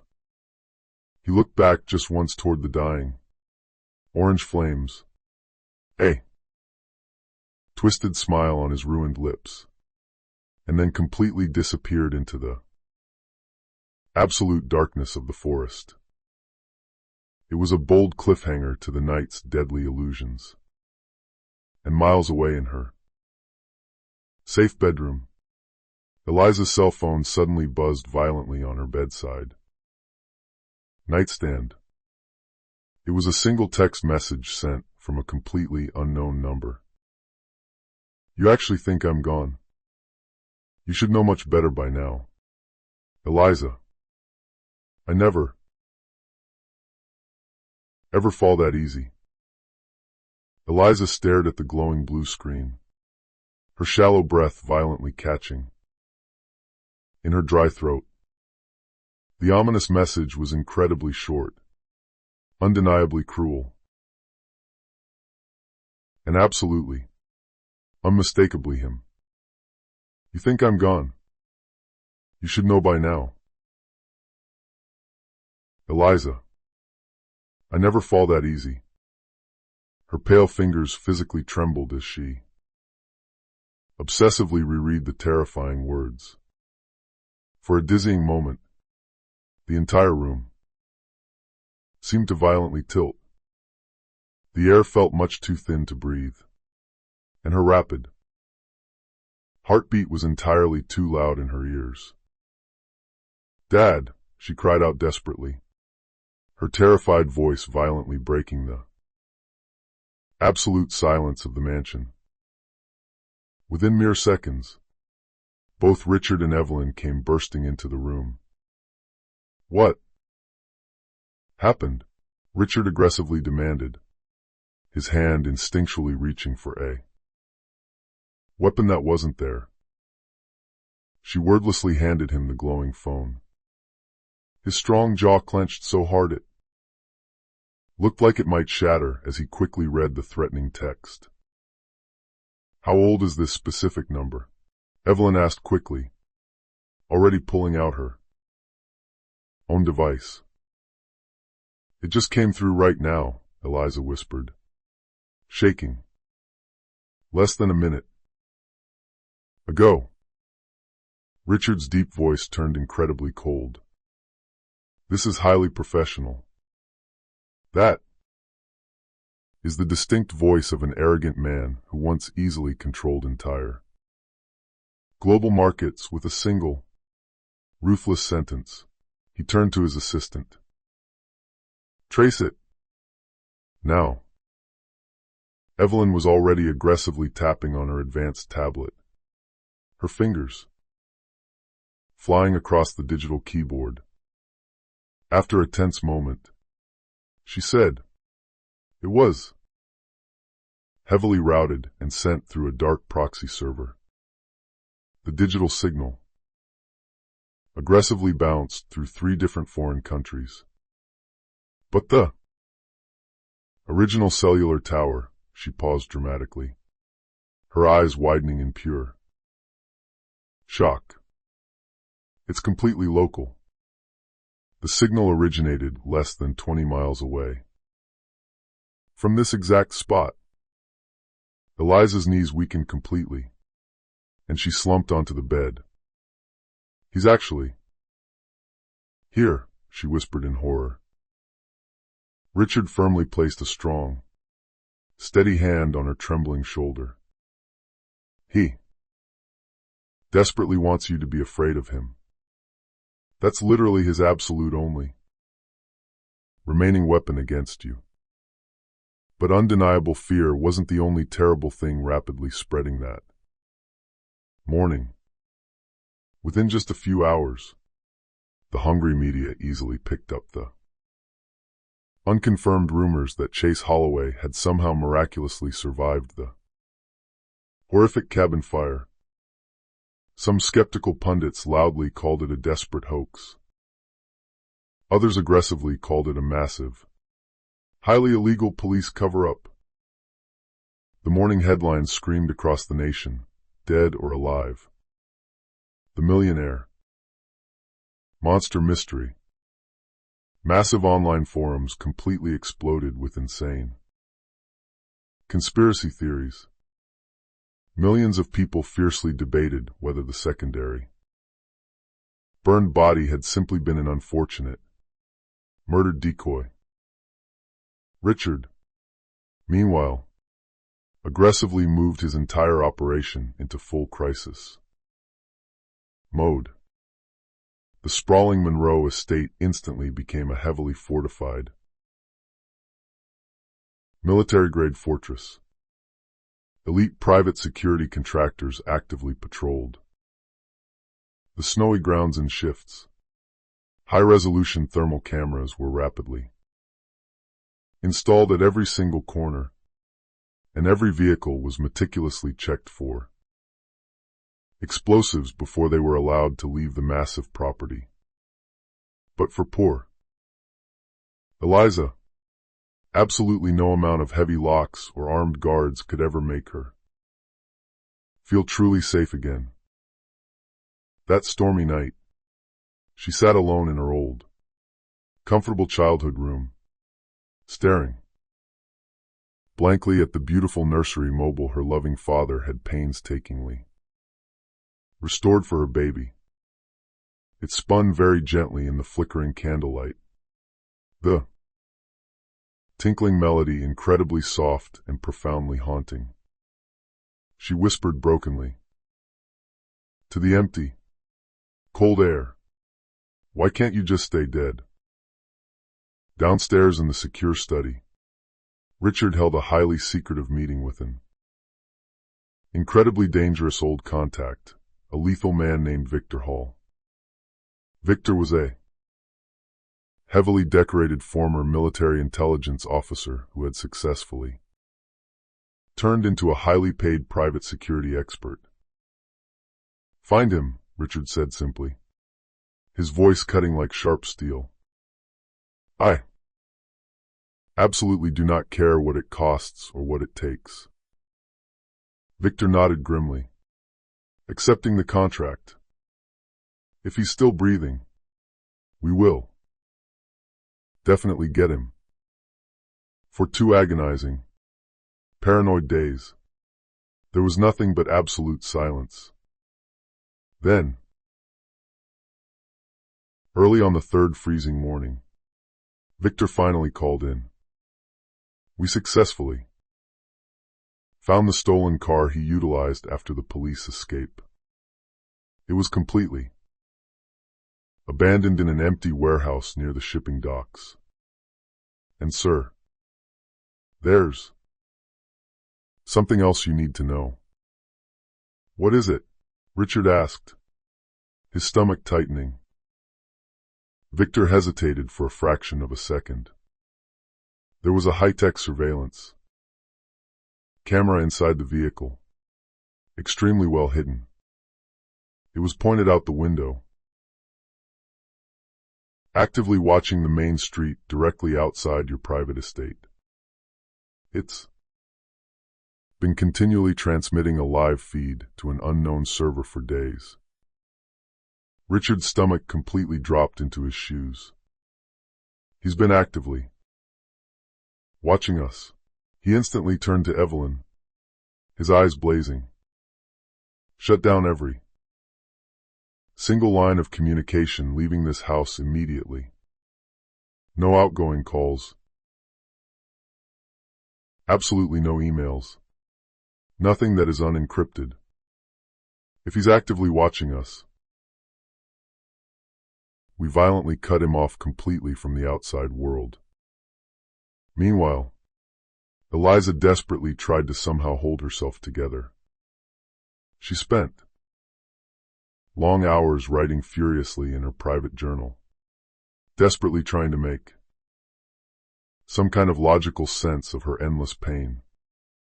But that exact evening, when she finally went to close her bedroom window, she saw something lying in the snow that completely froze her blood. There was a single, pristine white rose lying deliberately on the stone garden path below her window. It was Chase's twisted, signature romantic gesture. It was the exact same specific flower he used to mockingly bring her after every single violent fight they ever had. Her breath hitched painfully in her chest. "Dad!" she shouted again, terrified. By the time Richard sprinted up the stairs and reached her side, the mysterious rose was already entirely gone, seemingly carried away into the dark forest by the harsh winter wind. Richard's fierce eyes darkened with a lethal promise. He's arrogantly playing sick games with us, but he's completely forgetting one very important thing. Eliza turned to him, fresh tears trembling on her eyelashes. "What's that?" "That I absolutely never play fair." It was a bold cliffhanger to the rising, unbearable tension. And as a massive crack of lightning split the dark sky, Richard slowly picked up his highly secure satellite phone, placing a very dangerous call to someone from a deeply buried past life, a lethal, shadowy man simply known to the underworld by one specific name, the Cleaner. The very next morning broke incredibly gray and tense over the sprawling Monroe estate. A massive, violent winter storm was rapidly brewing over the city of Boston. Thick, dark clouds swirling like burning ash across the distant horizon. Inside the warm mansion, the atmosphere was absolutely no less charged with electricity. Richard stood firmly by the large window, his secure phone pressed tightly to his ear. "I need you to come here today," he said quietly, but with absolute authority. "It's incredibly personal."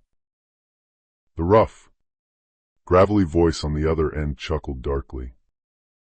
"You absolutely only ever call me when it's personal." "Then you intimately know just how serious this is," Richard replied coldly, and abruptly hung up the phone. A few tense hours later, a massive, heavily customized black motorcycle stopped aggressively at the heavily guarded front gate.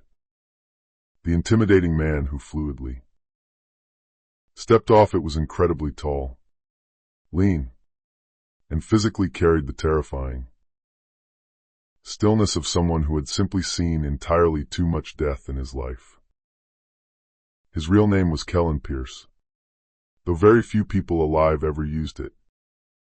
In certain, highly dangerous underground circles, he was strictly known only as the Cleaner, a highly efficient man who could completely erase massive problems without leaving a single trace of evidence behind. Evelyn personally opened the heavy front door for him. "Mr. Monroe is expecting you," she said formally. Kellen simply nodded, slowly removing his leather riding gloves as he confidently entered the grand foyer. When he finally stepped into the main study, Richard was waiting patiently by the roaring fire. "It's certainly been a very long time," Kellen said, offering a faint, knowing smirk. "Far too long," Richard replied dryly. "Do you still charge double your rate for an emergency call-out?" "Triple," Kellen said, though he was only half joking. Richard walked over and poured him a generous glass of expensive whiskey.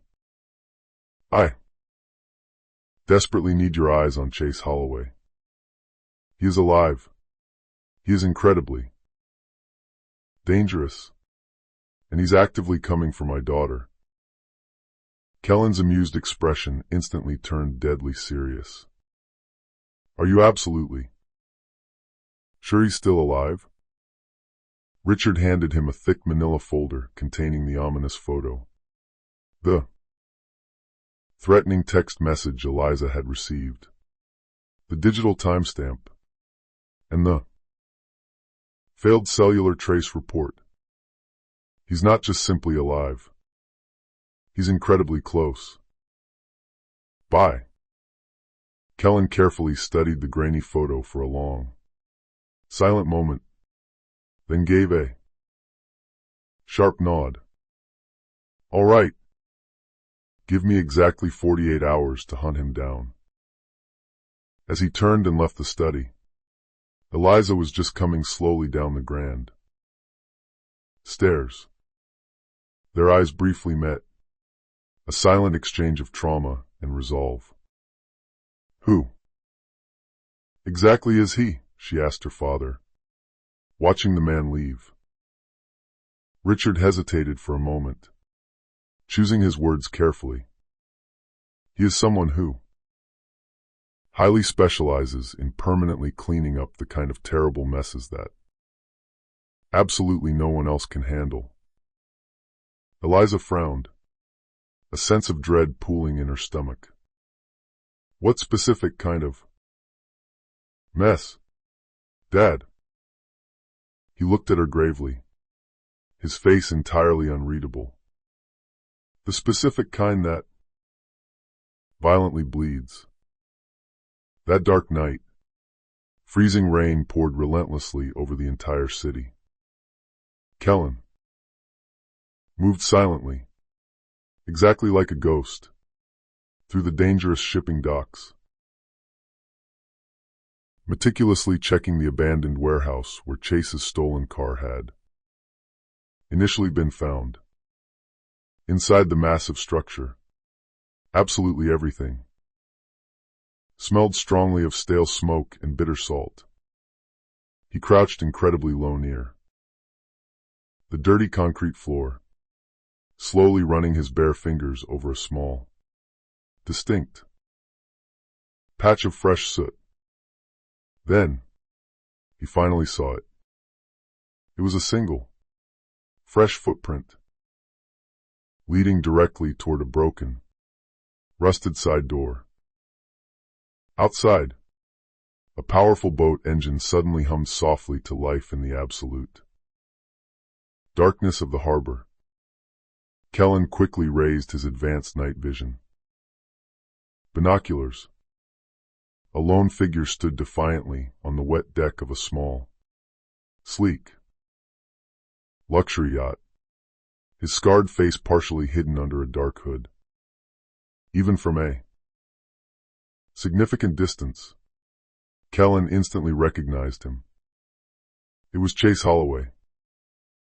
He immediately lifted his secure phone and dialed Richard. "You are absolutely right.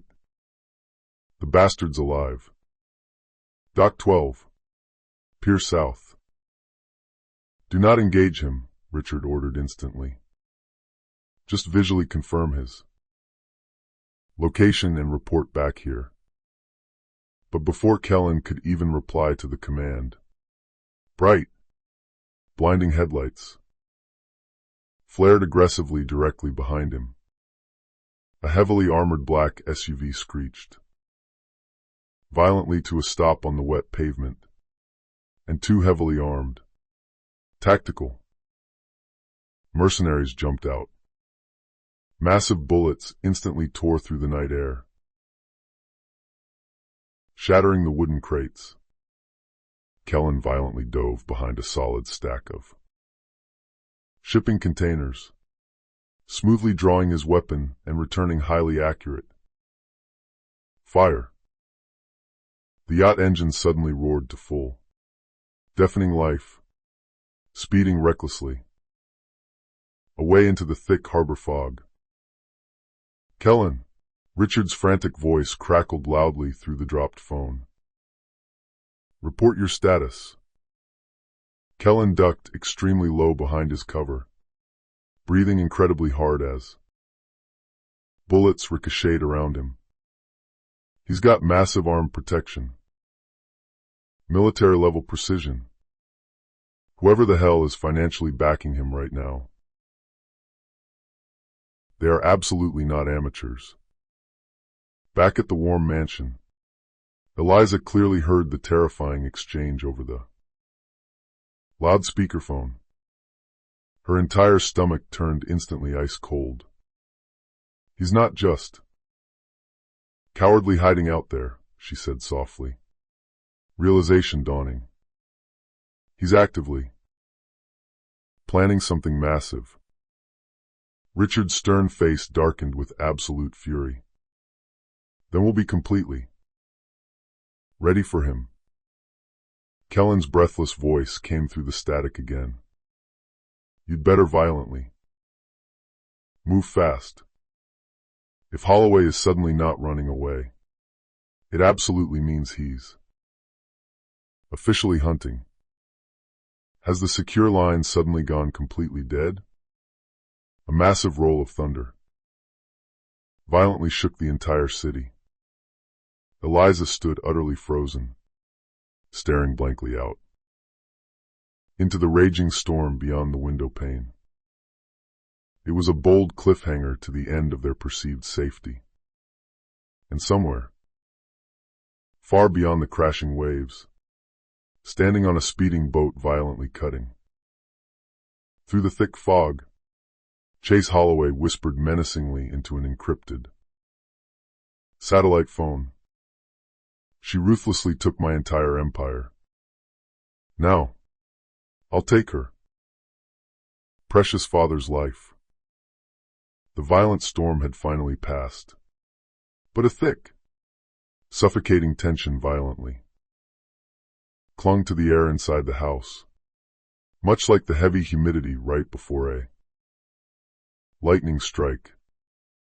Richard Monroe absolutely hadn't slept a single wink in 2 full days.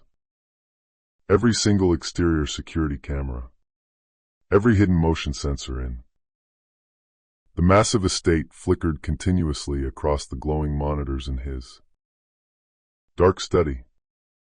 He could physically feel it in his aging bones. Chase Holloway was incredibly close. Far too close for comfort. Evelyn entered the room incredibly quietly, carrying 2 cups of black coffee. Kellen's absolute latest recon report just came in. He successfully tracked one of Holloway's hired men actively buying highly illegal, military-grade weapons on the underground black market. They're actively building something, Richard said, his tired eyes narrowing. Suspiciously. Building what exactly? A deadly plan, Evelyn said simply, setting down the coffee. Upstairs, Eliza desperately tried to somehow keep her racing mind busy. She quietly painted on a large canvas in the bright sunroom, a calming habit her beloved mother had patiently taught her when she was just a small child. But absolutely no matter how incredibly bright and vibrant the oil colors she chose were, her trembling brush always frustratingly ended up painting dark, ominous shadows. When she finally looked down at her own hands, she tragically realized they were uncontrollably trembling.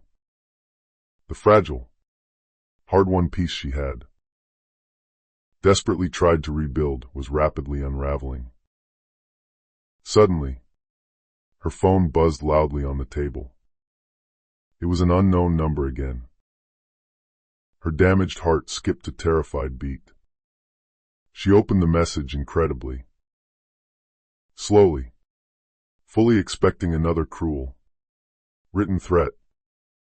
But it wasn't a text message at all.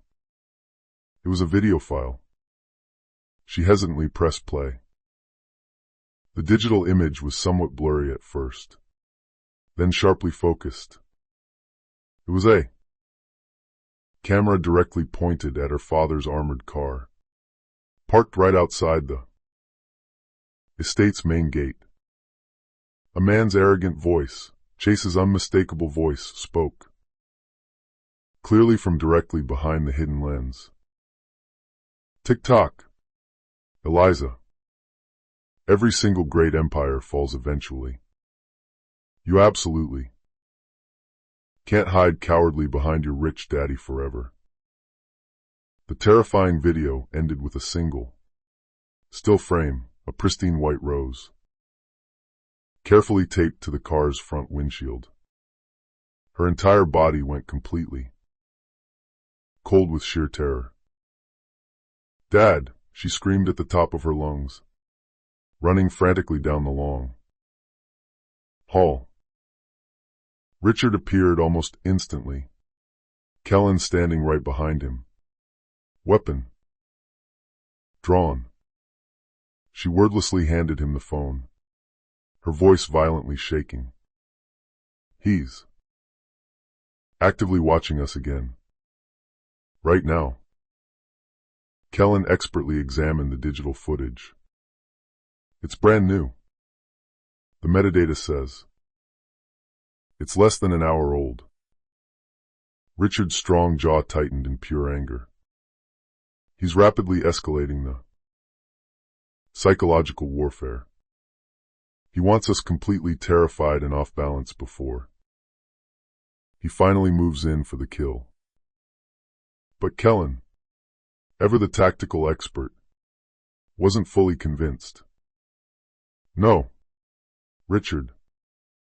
This absolutely isn't just basic intimidation. It's advanced strategy. He's systematically testing your security response times. Evelyn, who had been completely silent until now, finally spoke up clearly. We absolutely can't just sit here and keep waiting for him to strike us first. We have to hit him first. Richard looked at her in surprise. What exactly are you suggesting we do? We use live bait, she said simply, entirely without emotion. We actively use the one thing he desperately wants the most, Eliza. We intentionally make him. Come to us. Eliza's dark eyes widened in absolute shock. You actually want to violently use. Mais vive bite. It's far too dangerous, Richard warned instantly, shaking his head. I absolutely don't care, Eliza said suddenly, her voice remarkably steady and strong. I'm completely done hiding in this house. I survived that monster once. Before. I will absolutely survive him again. Richard clearly saw the undeniable, fiery resolve in her dark eyes and very reluctantly nodded his agreement. If we actually do this insane plan, we do it. Strictly my way. Completely controlled. Completely safe. That very night, the dangerous trap was officially set. They organized a massive decoy event, a highly publicized charity fundraiser held directly in the city center under Eliza's own name. The lavish invitations went out publicly to the press, serving as a bright, clear lure for absolutely anyone who was currently watching her. Elite, heavily armed security teams completely filled the entire building, dressing discreetly as waiters and valets. Kellen positioned himself high on the freezing rooftop across the street, peering through a sniper scope, his communication earpiece securely in place.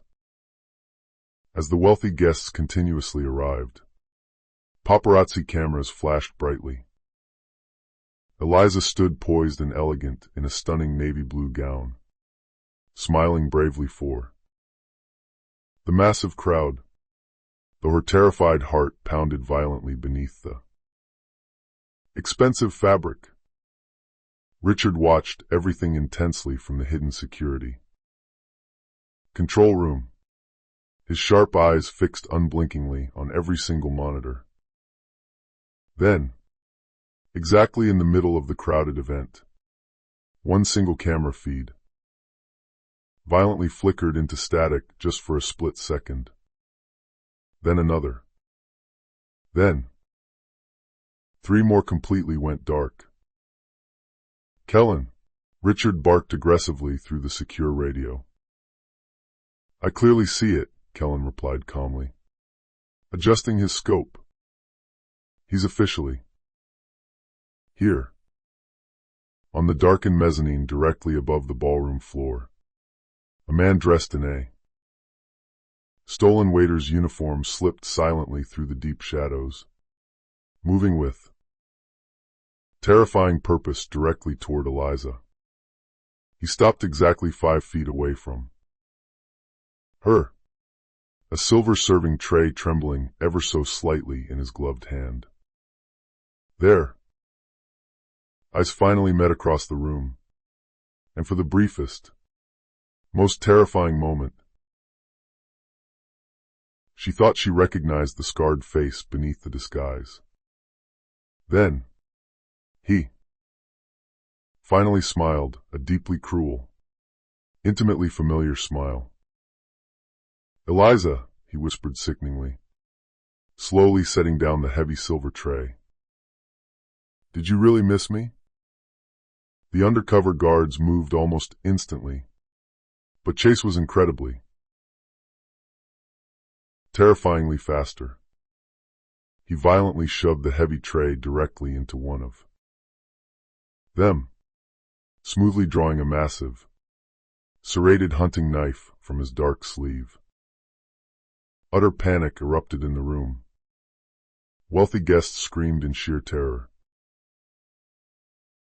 stampeding toward the doors. Kellen sprinted recklessly from the nearby rooftop, shouting frantically into his comms.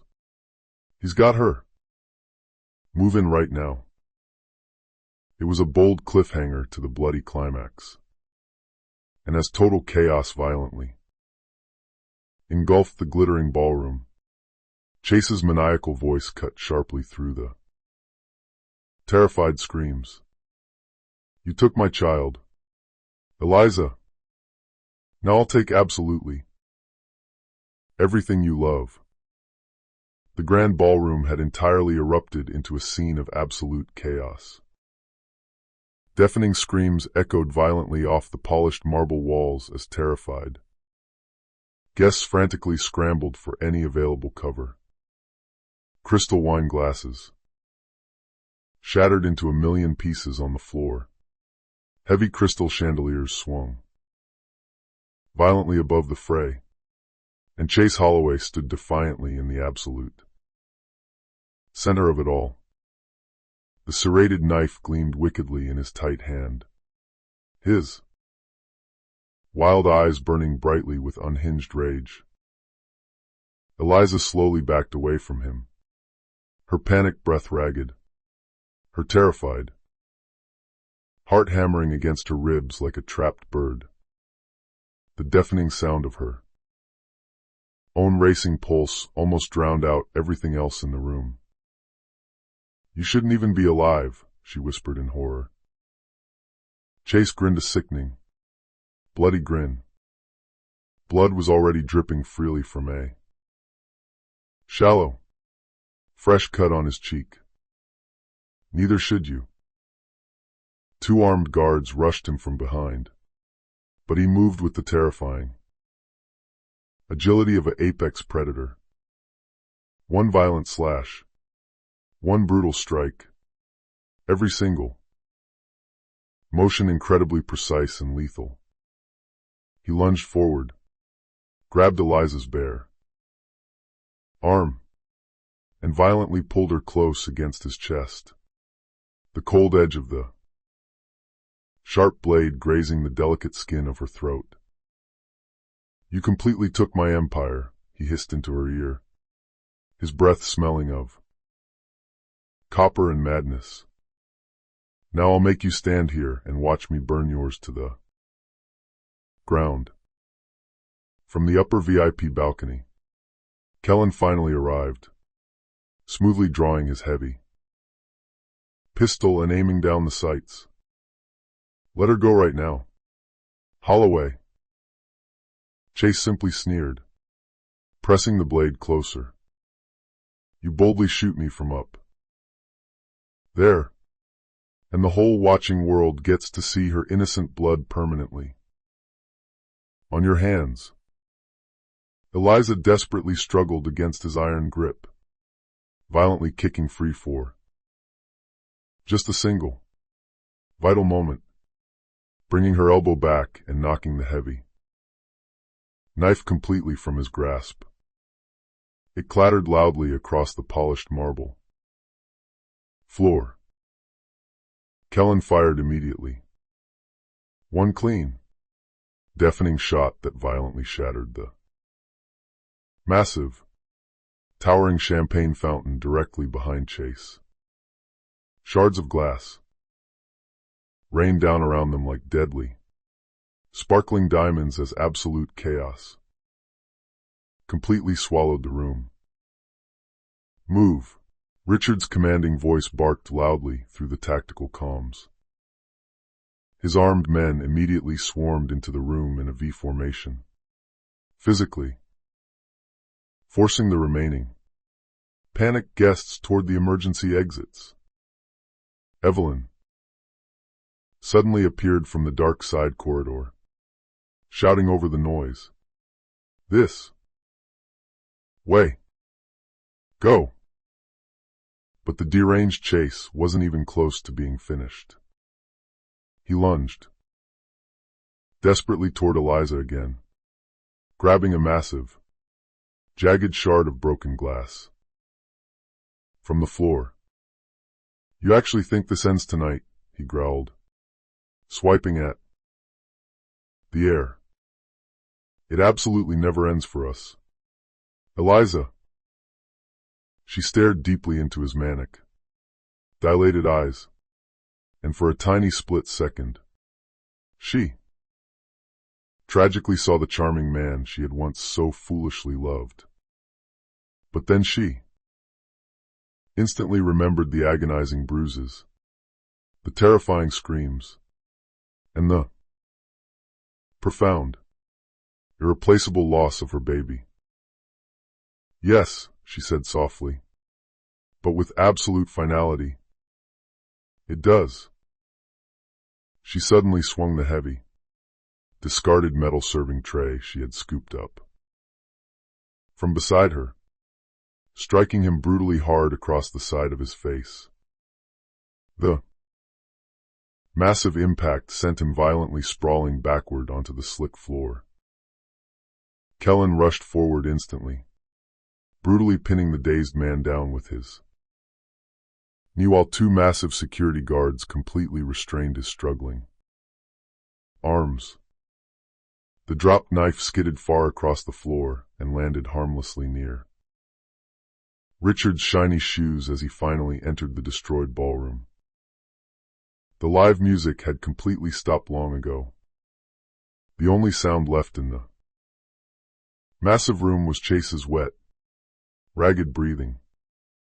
Dark blood trickled slowly from his bruised temple, but his sickening, arrogant smile completely never faded. "You actually think you've won," he rasped, spitting blood onto the marble. "You have absolutely no idea who I actually work for." Richard's cold eyes darkened to pitch black. "You're completely finished, Holloway. You'll definitely spend the absolute rest of your miserable life rotting behind steel bars." Chase laughed out loud, a completely broken, eerie, terrifying sound that chilled the blood. "You actually think I built my massive empire all alone? There are others out there, people infinitely bigger than me, and they're already coming for you." Kellen aggressively pressed the cold muzzle of his gun directly against Chase's sweaty head. "Name them right now." But Chase only smirked triumphantly. Too late. Before absolutely anyone in the room could react, he violently slammed the back of his head backward against the hard marble floor, hard enough to draw fresh blood and forcefully bite down on a tiny, hidden cyanide capsule expertly concealed in his molar. Within mere seconds, thick white foam bubbled violently at his lips. His entire body convulsed wildly against the floor. "Poison," Evelyn shouted in horror. "He's aggressively taking something." Eliza fell to her knees in shock beside him. "No. No." Richard violently pulled her back by her waist. "Don't touch him. Get back." Chase's dilated eyes rapidly rolled back into his skull. His final, pathetic breath leaving his body as a wet, sickening gurgle. For a very long, surreal moment, absolutely no one moved a muscle. The entire world seemed completely frozen in time. Then, very slowly, the remaining life entirely drained from his pale face. Eliza stared silently down at the dead man who had completely destroyed her entire life, the monster who had violently taken her innocent child. And for the very first time since she met him, she felt absolutely nothing at all. There was no deep hatred. There was no joyous satisfaction.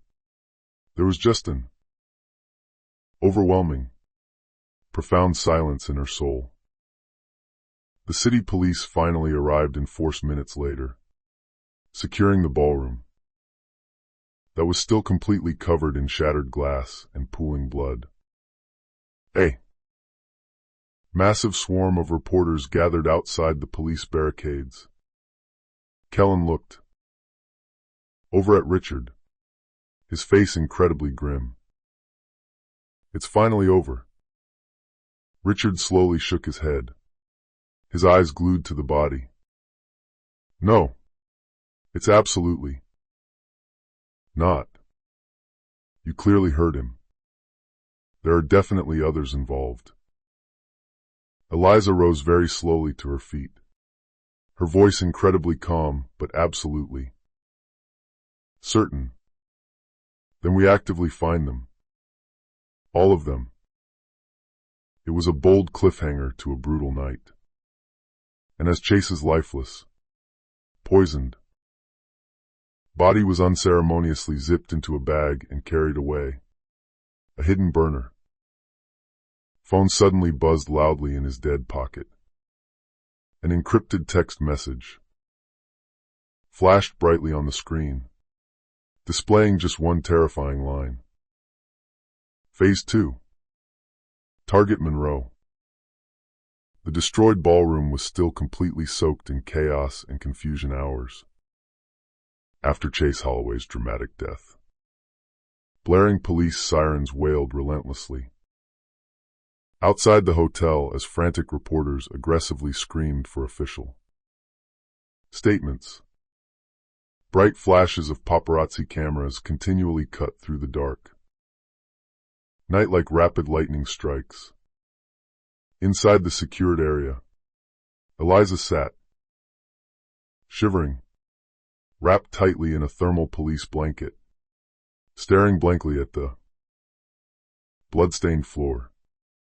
She rationally knew she should have felt profound relief. But instead, she felt a deep, cold, unshakable dread settling into her bones.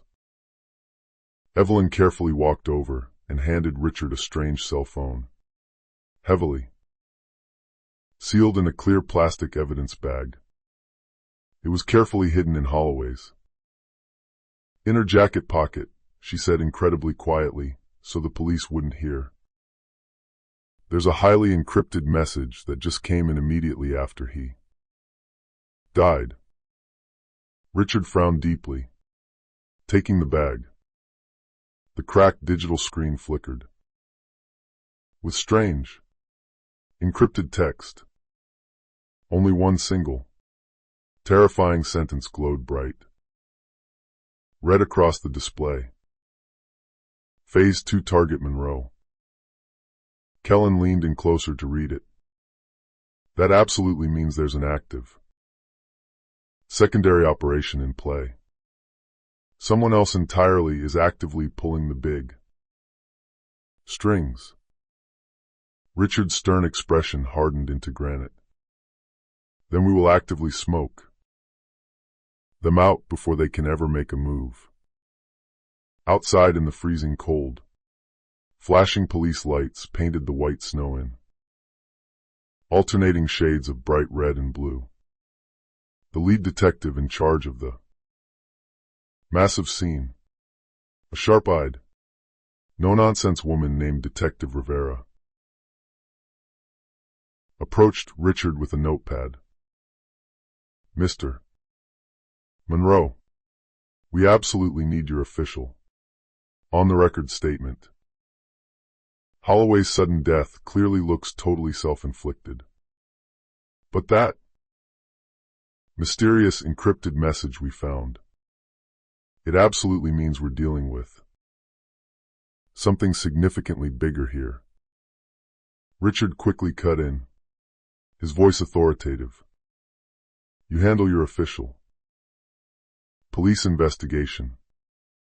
We will entirely handle ours privately. Rivera frowned deeply, not liking his tone. This absolutely isn't your own private corporate war, Mr. Monroe. Richard's voice was incredibly low, intensely dangerous. It completely became my personal war the exact moment that bastard laid a violent hand on my daughter. She carefully studied his hardened face for a long moment before finally sighing. In defeat. Fine. But be incredibly careful out there. Dangerous men exactly. Like him absolutely never die alone. They always desperately try to take others. Down with them into the grave. Back at the sprawling, fortified estate, the unbearable tension returned. Instantly, like a dark shadow that stubbornly refused to ever leave the house. The entire security team aggressively analyzed every single piece of Holloway's massive digital trail. Evelyn sat hunched at the main computer console, rapidly decoding massive files stripped from his encrypted private server.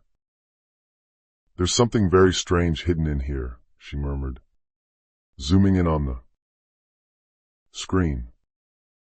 It's a massive list of illegal offshore accounts and fake shell companies. Most of them are complete dead ends. But just look at this one. Specific name. She highlighted it on the monitor. Eliza leaned over and read it aloud slowly. Vanguard Solutions. Kellen's head snapped up violently at the sound of the name. That's absolutely not a regular corporation. It's a highly lethal private security network. Strictly ex-military personnel. Top tier. High-level clearance. They explicitly handle the dirtiest, bloodiest contracts on Earth.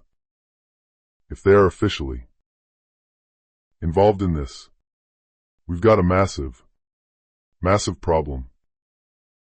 Richard's strong jaw tightened. How deep does their network go? Kellen exhaled a long, heavy breath. Deep enough to completely make entire foreign governments permanently disappear. For a long, terrifying moment, absolute silence completely filled the control room. Then Richard dramatically straightened his posture. We aggressively bring the fight directly to them. Evelyn, trace every single financial movement connected to Vanguard. Kellen, get me some actionable names. Now. Eliza, who was still sitting quietly by the roaring fire, spoke up very softly. Dad, maybe we should just stop right now. Chase is dead. Isn't that finally enough? Richard turned slowly to look at her, his rugged expression completely filled with something dangerously caught between immense fatherly love and unyielding fury. Enough? He violently tried to kill you, Eliza. And now someone else out there actively wants to finish exactly what he started. She bravely met his intense gaze, fresh tears threatening to fall from her eyes. But if you continue to keep fighting them like this, you'll eventually become exactly what he was. A ruthless man who only knows how to violently destroy things. For a brief, painful moment, her honest words seemingly broke directly through the cold steel in his eyes. I'm only doing all of this to protect you, he said, incredibly quietly. I completely don't want violent revenge anymore, she whispered truthfully. I just desperately want peace. But before Richard could even answer her plea, massive security alarms suddenly blared loudly throughout the entire mansion. Bright red warning lights violently flashed across all the surveillance monitors. Evelyn's fingers flew frantically across her keyboard. Multiple motion sensors just triggered, she shouted. The East Gate perimeter has been breached. Kellen instantly grabbed his heavy tactical gun, chambering around. They finally found us. The live security feeds clearly showed several unmarked, heavily armored black SUVs rapidly approaching through the dense, snowy forest road. Dozens of heavily armed men completely dressed in dark tactical gear poured out of the vehicles, moving toward the house with terrifying military precision. Richard turned instantly to his daughter. Get her down to the panic room right now. Kellen aggressively pulled Eliza by her arm. Let's go. Now. She looked back over her shoulder just as Richard calmly opened his desk drawer and retrieved a heavy, antique revolver. His voice was incredibly calm, terrifyingly steady. They desperately wanted a war, he murmured softly. They just officially got one. Outside the fortified walls, loud thunder rumbled again as the very first deadly shots violently rang out, echoing terribly through the freezing, cold night. It was a bold cliffhanger to the ultimate siege.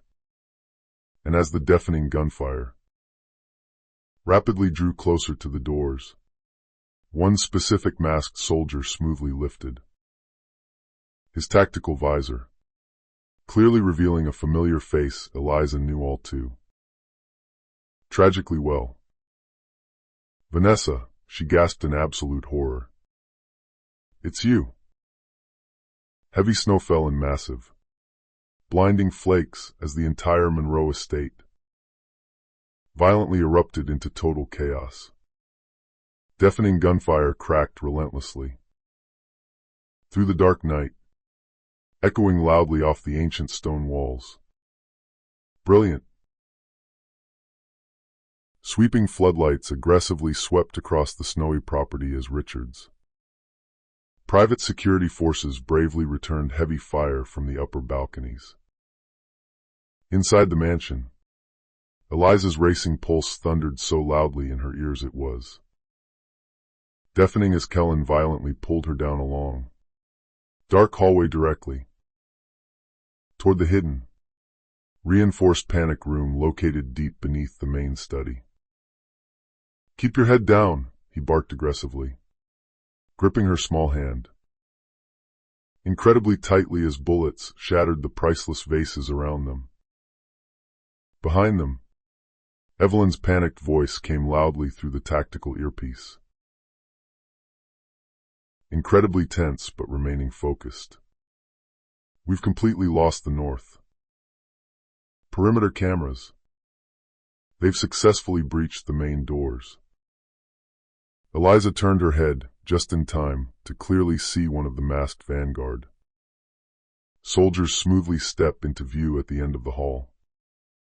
The figure was incredibly tall, terrifyingly agile, with dark eyes burning brightly with something far more dangerous than simple anger. And then, just as a stray bullet violently shattered the stained glass window right beside them, the sleek soldier arrogantly ripped off her tactical mask. It was Vanessa. Eliza froze completely in her tracks. You. Vanessa smirked wickedly, slowly lowering her automatic weapon just slightly. Did you miss me, sweetheart? Kellen instantly aimed his heavy gun at her head, pure fury flashing intensely across his scarred face. Drop the weapon right now.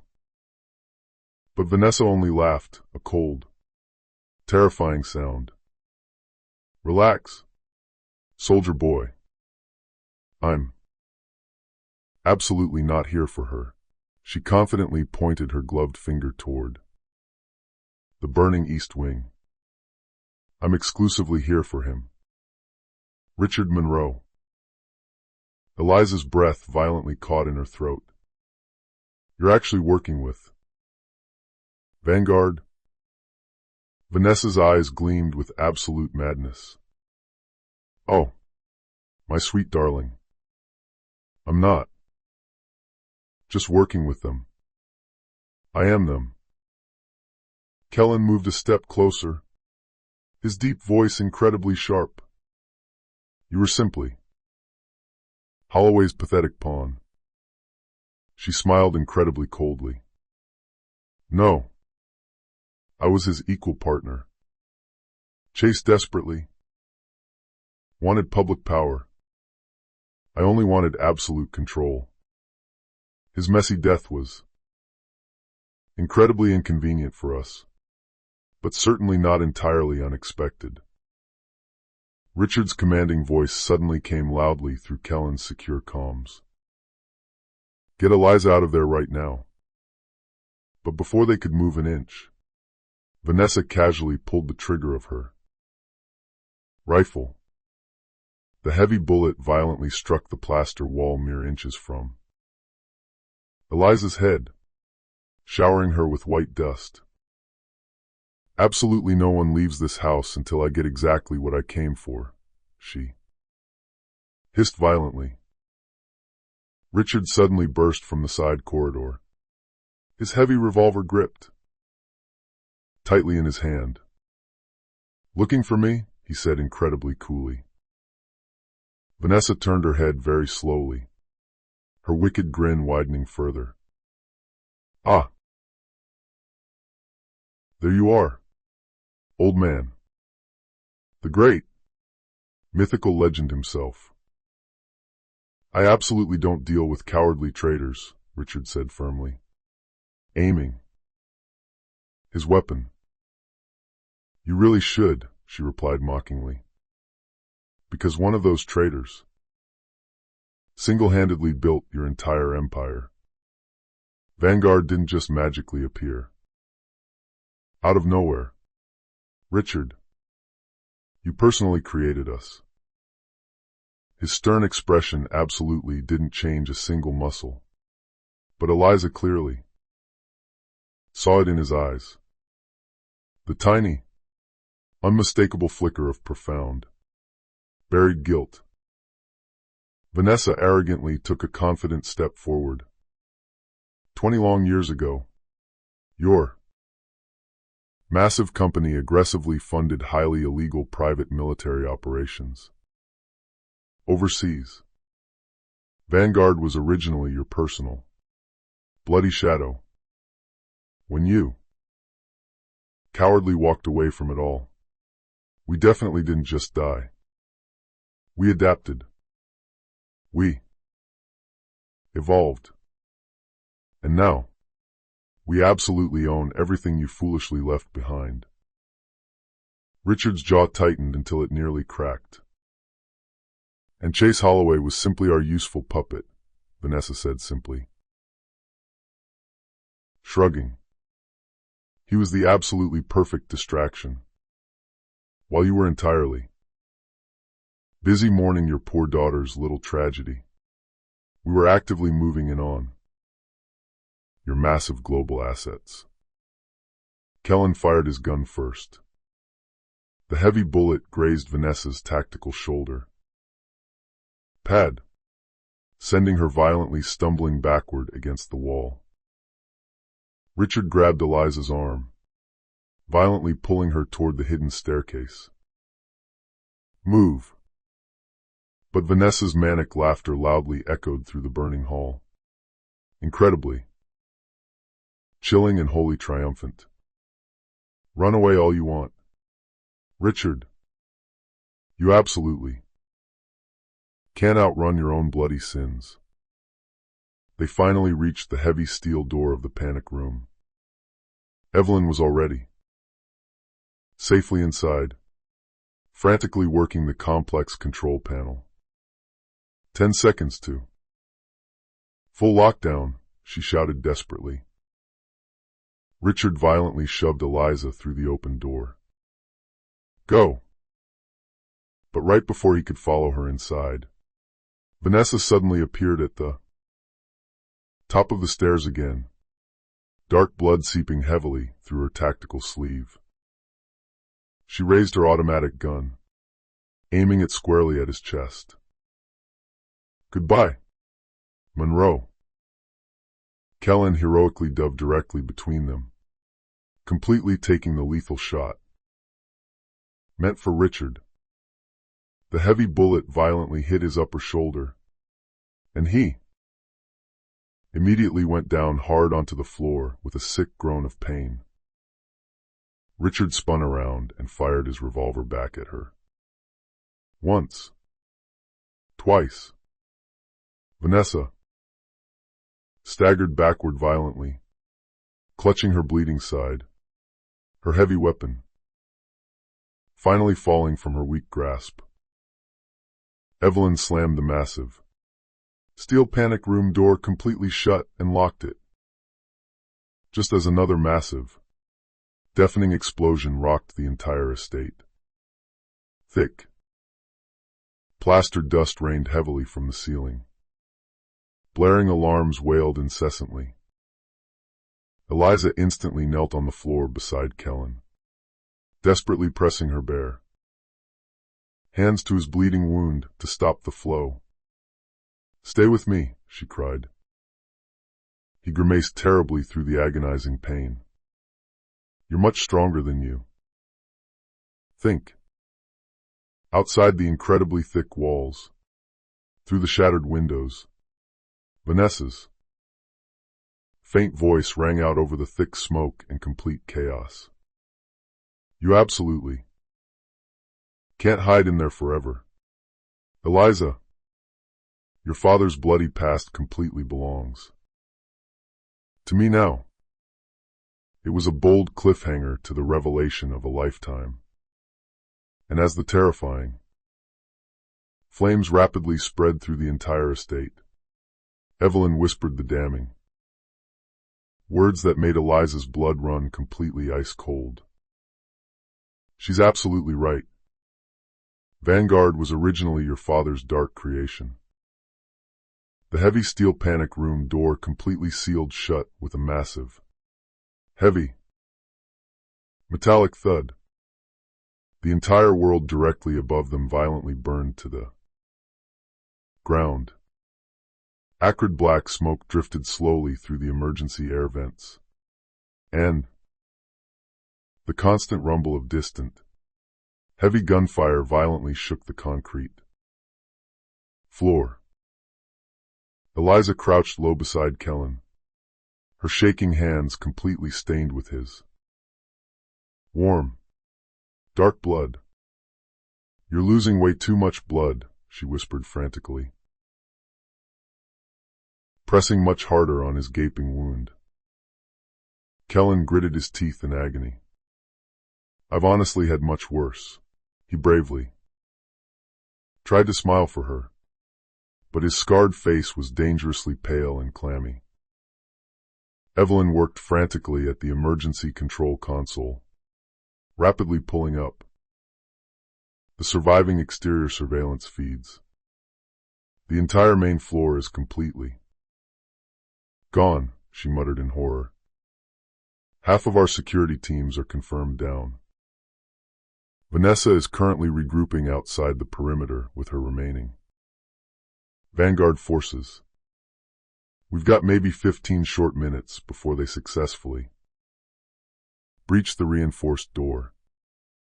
Eliza turned angrily to her father. "Tell me exactly what she meant." "Dad." "About Vanguard. About you." Richard stood completely still in the exact center of the small room. Absolutely silent, the dim red glow of the emergency lights casting deep, terrifying shadows across his aging face. "Now is absolutely not the time for this," he said quietly. "Yes, it absolutely is." Eliza's voice cracked with raw emotion. "You've been actively hiding terrible things since this whole nightmare started. You intimately knew all about her. You knew about absolutely all of it. He finally met her angry gaze, his tired eyes filled with the specific kind of profound pain that only comes from decades of carrying heavy, unforgivable guilt. When I originally built Monroe Global, we were aggressively expanding into highly classified defense contracts. Vanguard was initially supposed to simply be a small, highly private arm of the company, just doing basic intelligence work, personal security detail, absolutely nothing more. But absolute power breeds absolute monsters. They quickly became something incredibly darker. When your beautiful mother finally found out the horrific truth, she begged me on her knees to shut it all down. But I stubbornly didn't. And that terrible, selfish decision eventually destroyed absolutely everything I loved. Eliza slowly shook her head, hot tears slipping silently down her dirty cheeks. So this entire terrifying nightmare, my baby, it's all essentially because of you. Richard's strong jaw tightened in pure shame. Yes, it is because of me. Kellen suddenly coughed weakly from the floor, spitting a little blood. We can stand here and argue about the blame later. Right now, we desperately need a secure way out of here. Evelyn turned away from the flickering screens. We absolutely can't escape by the main road. They've heavily blocked every single available route. But there is a very old maintenance tunnel located directly beneath the east wing. It eventually leads out to the abandoned city train line. Richard nodded quickly. Good. We will move out in exactly 5 minutes. Eliza stood perfectly still, physically trembling from the betrayal. And then, what do we do? Just cowardly run away for the absolute rest of our miserable lives? He stepped much closer to her, placing his warm hand incredibly gently on her shaking shoulder. No. We finally end it. This absolute nightmare doesn't stop until Vanguard is completely destroyed.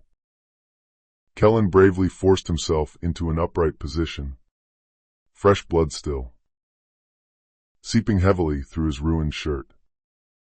You'll desperately need hard evidence to do that. Real, undeniable proof that they actively exist and operate illegally. Evelyn nodded vigorously. There is a massive master server located directly at Vanguard's global headquarters. Every single illegal contract, every black operation, every dirty name they have is permanently archived right there. Where is it? Richard demanded sharply. New York City, she said quickly. It's heavily hidden under the clever guise of a legitimate tech firm called VTEC Global. Eliza took a very long, incredibly shaky breath, stealing her resolve. Then, that is exactly where we go next. But right before absolutely anyone could respond to the plan, the remaining monitors violently flickered. Vanessa suddenly appeared on the large screen, heavily bloodied but smirking triumphantly. You absolutely can't hide down there forever. Richard, you arrogantly built this massive kingdom of bloody lies, and now I'm officially taking the throne. Enjoy your pathetic little hole in the ground while it lasts. The live feed instantly cut to pitch black. A digital countdown timer suddenly flashed brightly in the corner of the screen. Evelyn's voice completely dropped into a whisper of pure terror. She successfully set C4 charges directly in the main foundation. The entire estate is rigged to blow to hell. Richard instantly grabbed Eliza's hand tightly. Move. They practically carried Kellen to his feet and desperately fled down into the incredibly narrow, dark escape tunnel just as the digital timer rapidly ticked down to 0. The stale air was incredibly thick with choking dust and intense heat. The terrifying sound of crumbling, ancient stone echoing loudly right behind them. Eliza glanced back just once, sadly seeing the massive home that had been both her terrible prison and her safe sanctuary entirely engulfed in roaring, unstoppable flames. Her powerful father's grand empire, built entirely on his profound guilt, was rapidly being reduced to nothing but ash. When they finally emerged from the dark tunnel into the freezing, snowy night air, the massive explosion finally hit. The entire ground trembled violently. Beneath their feet, a massive pillar of roaring fire completely lit up the dark sky. Eliza turned slowly to her father, her voice violently trembling in the cold.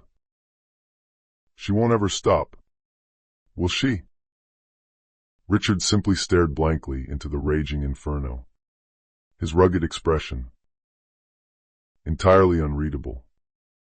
No, he said incredibly quietly, because she's unfortunately still playing my bloody game. It was a bold cliffhanger to the ultimate cat-and-mouse chase.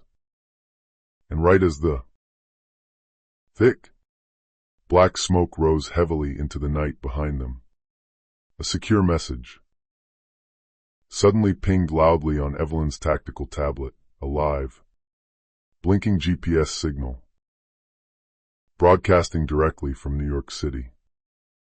Vanessa was already waiting for them.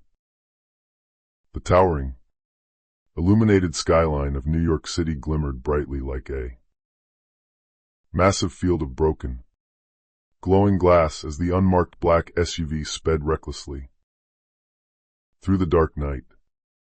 Inside the warm vehicle, an unbearable tension completely filled the stale air.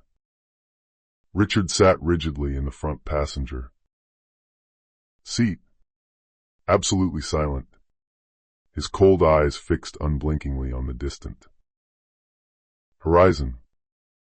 Beside him in the driver's seat, Evelyn rapidly scrolled through massive, encrypted data files on her glowing tablet, expertly tracking the very faint GPS signal that pulsed rhythmically on the screen.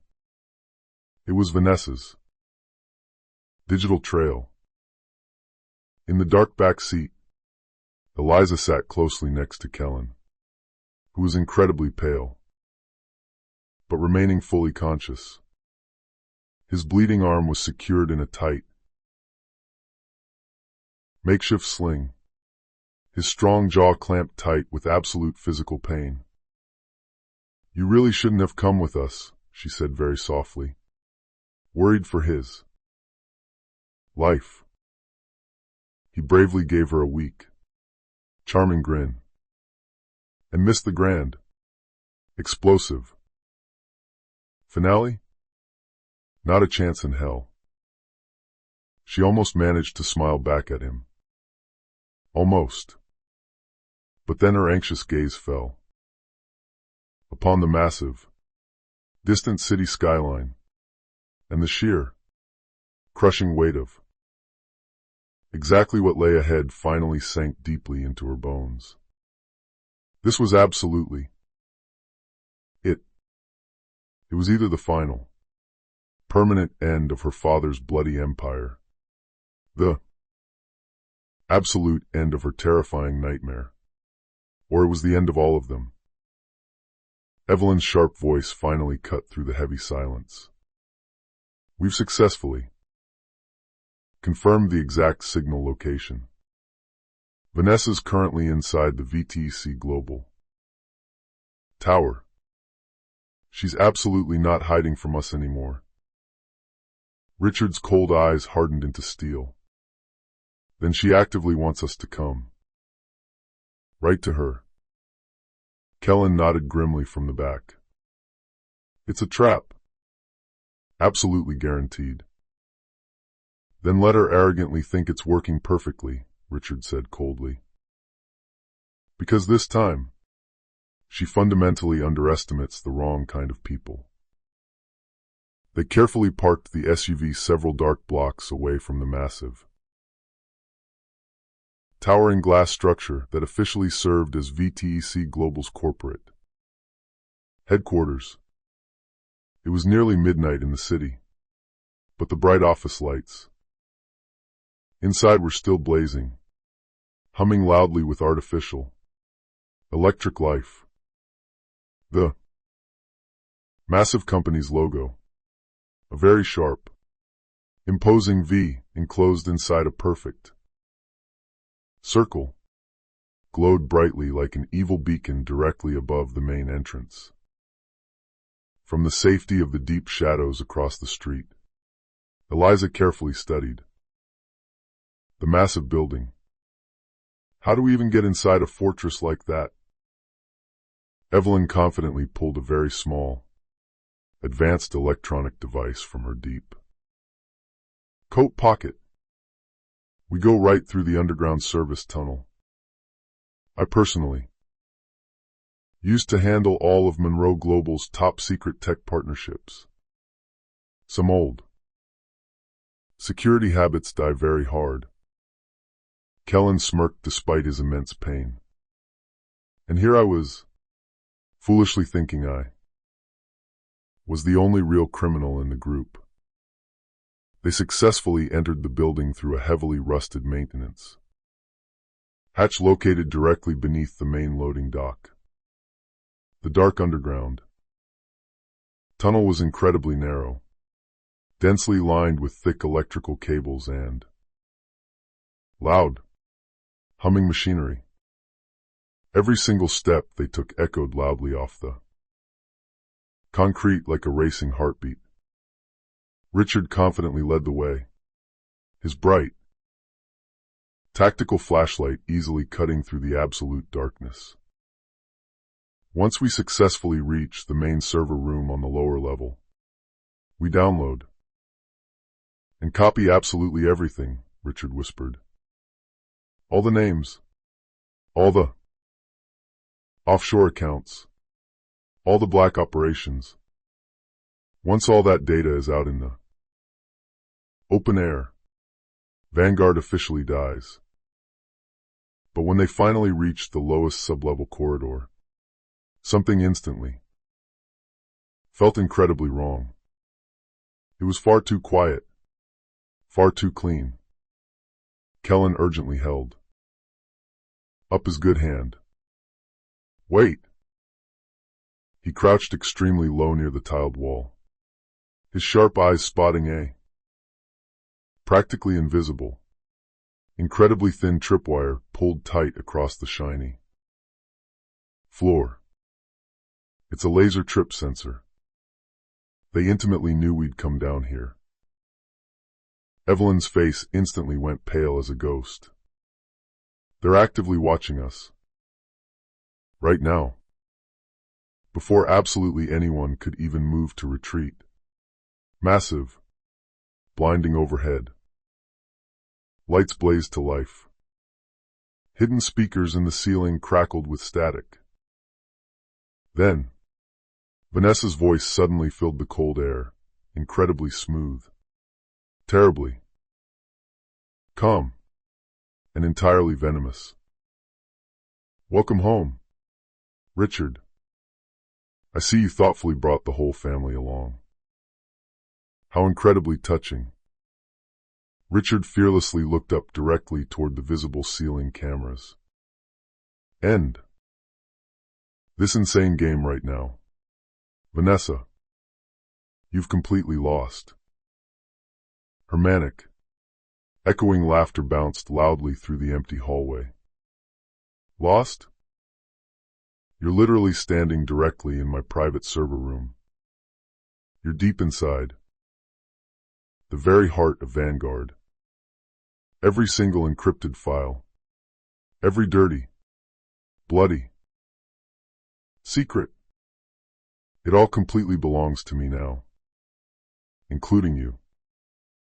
Massive, reinforced steel doors suddenly slammed shut violently right behind them, loudly locking into place with extremely heavy electronic bolts. Eliza's pulse raced uncontrollably. She's intentionally trapping us inside. Vanessa suddenly appeared on a massive, wall-mounted monitor at the far end of the hall. Her scarred face was half lit by shadows, her eyes completely cold and lifeless. You ruthlessly destroyed my partner. You destroyed my empire. You destroyed my future. So, I easily decided to take something incredibly precious of yours. Guess what? Evelyn's tablet suddenly buzzed loudly in her hand. A live video feed popped open. It was clear camera footage of a small, sleek private jet, its engines roaring loudly to life on a nearby dark airport runway. The unknown pilot's face briefly turned toward the hidden camera.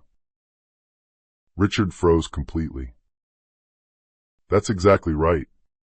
That's your private driver, Vanessa said incredibly, sweetly over the speakers.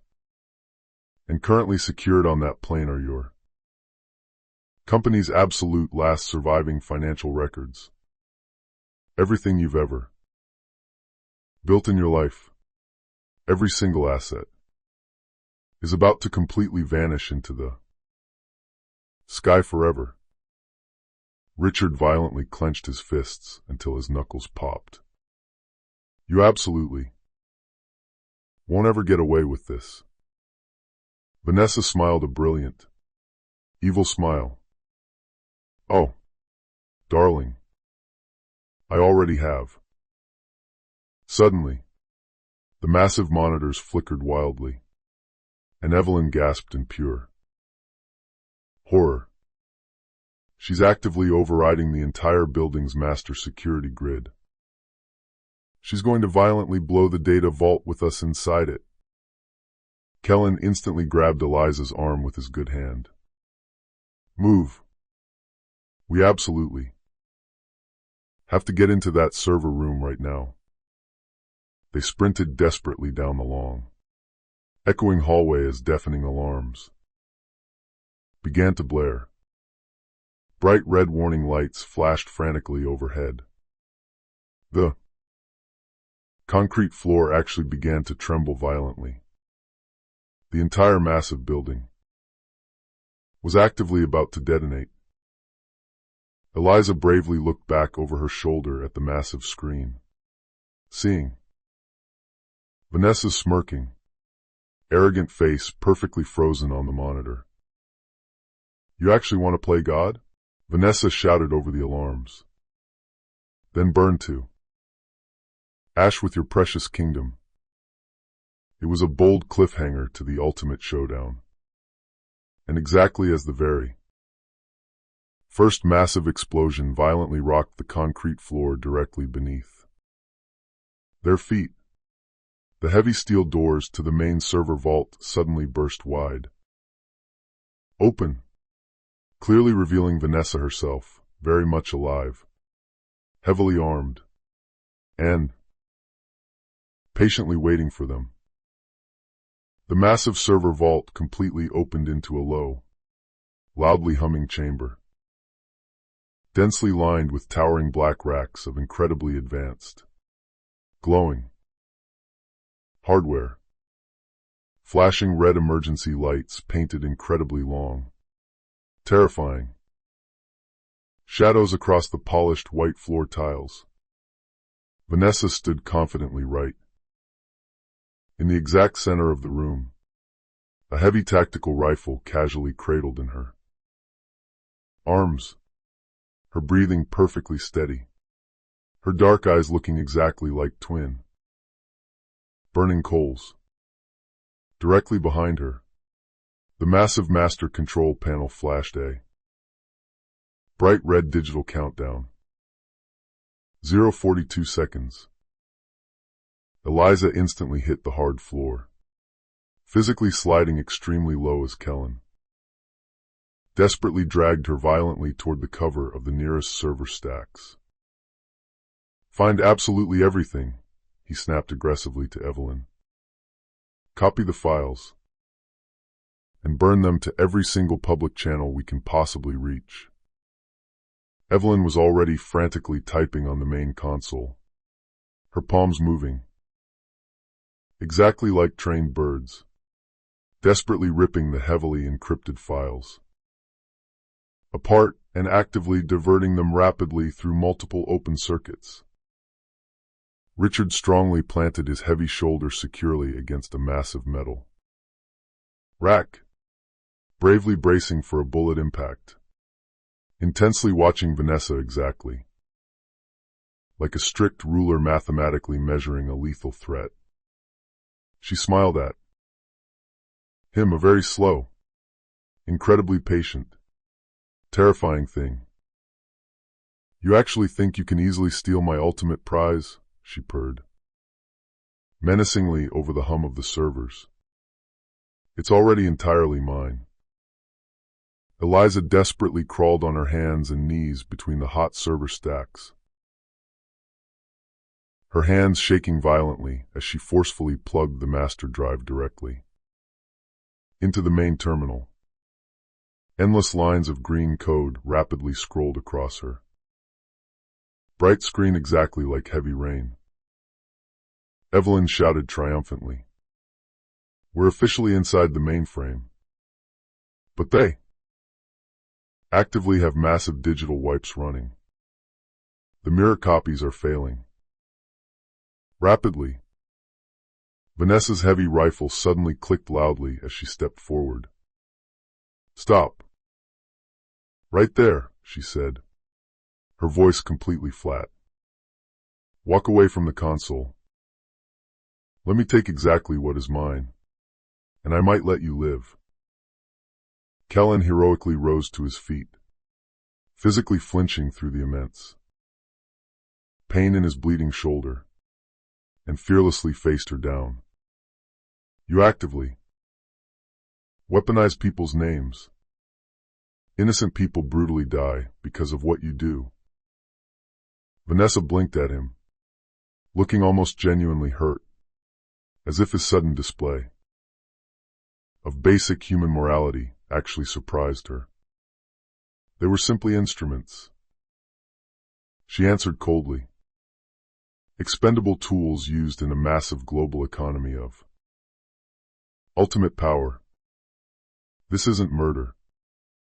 This is necessary repair. Richard bravely stepped forward into her line of fire, his deep voice incredibly low but perfectly clear. Release the entire building. Vanessa, you have violently taken enough innocent lives. She laughed, a very bright and completely mad sound. You personally built this terrifying machine. Richard, don't you dare act surprised when the bloody gears finally turn.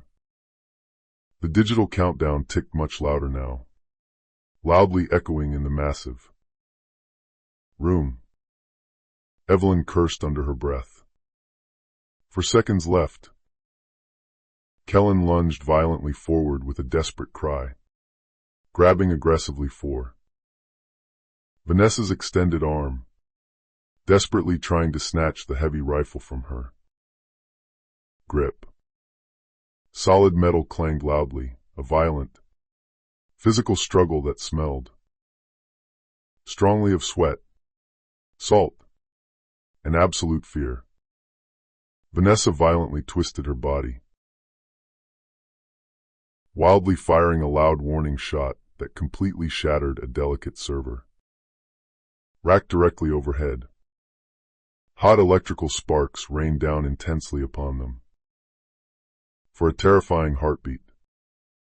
The entire room was an absolute storm of chaotic noise and blinding flashes. Then, Richard suddenly moved significantly faster than absolutely anyone expected. He violently smashed his heavy body directly into Vanessa, brutally, wrenching the hot rifle sideways. The heavy barrel violently discharged harmlessly into a massive bank of cooling fans, shredding the plastic. Evelyn cried out in absolute triumph. The copy is finally complete. We officially have it. Every single ledger, every single name, every operation. Eliza sobbed loudly, the massive wave of emotional relief feeling as sharp and cold as winter air in her lungs. Vanessa suddenly arrived hard on the ground, completely pinned beneath Richard's massive weight. Fresh, dark blood heavily darkening her tactical sleeve. You actually think this simply ends with some copied files? She spat venomously. You have absolutely no idea what kind of hell I could easily call down on you. Kellen desperately dragged a heavy pair of tactical cuffs from his belt and violently snapped them securely around her bleeding wrist. Not today. You don't. Hundreds of police sirens wailed loudly near the building.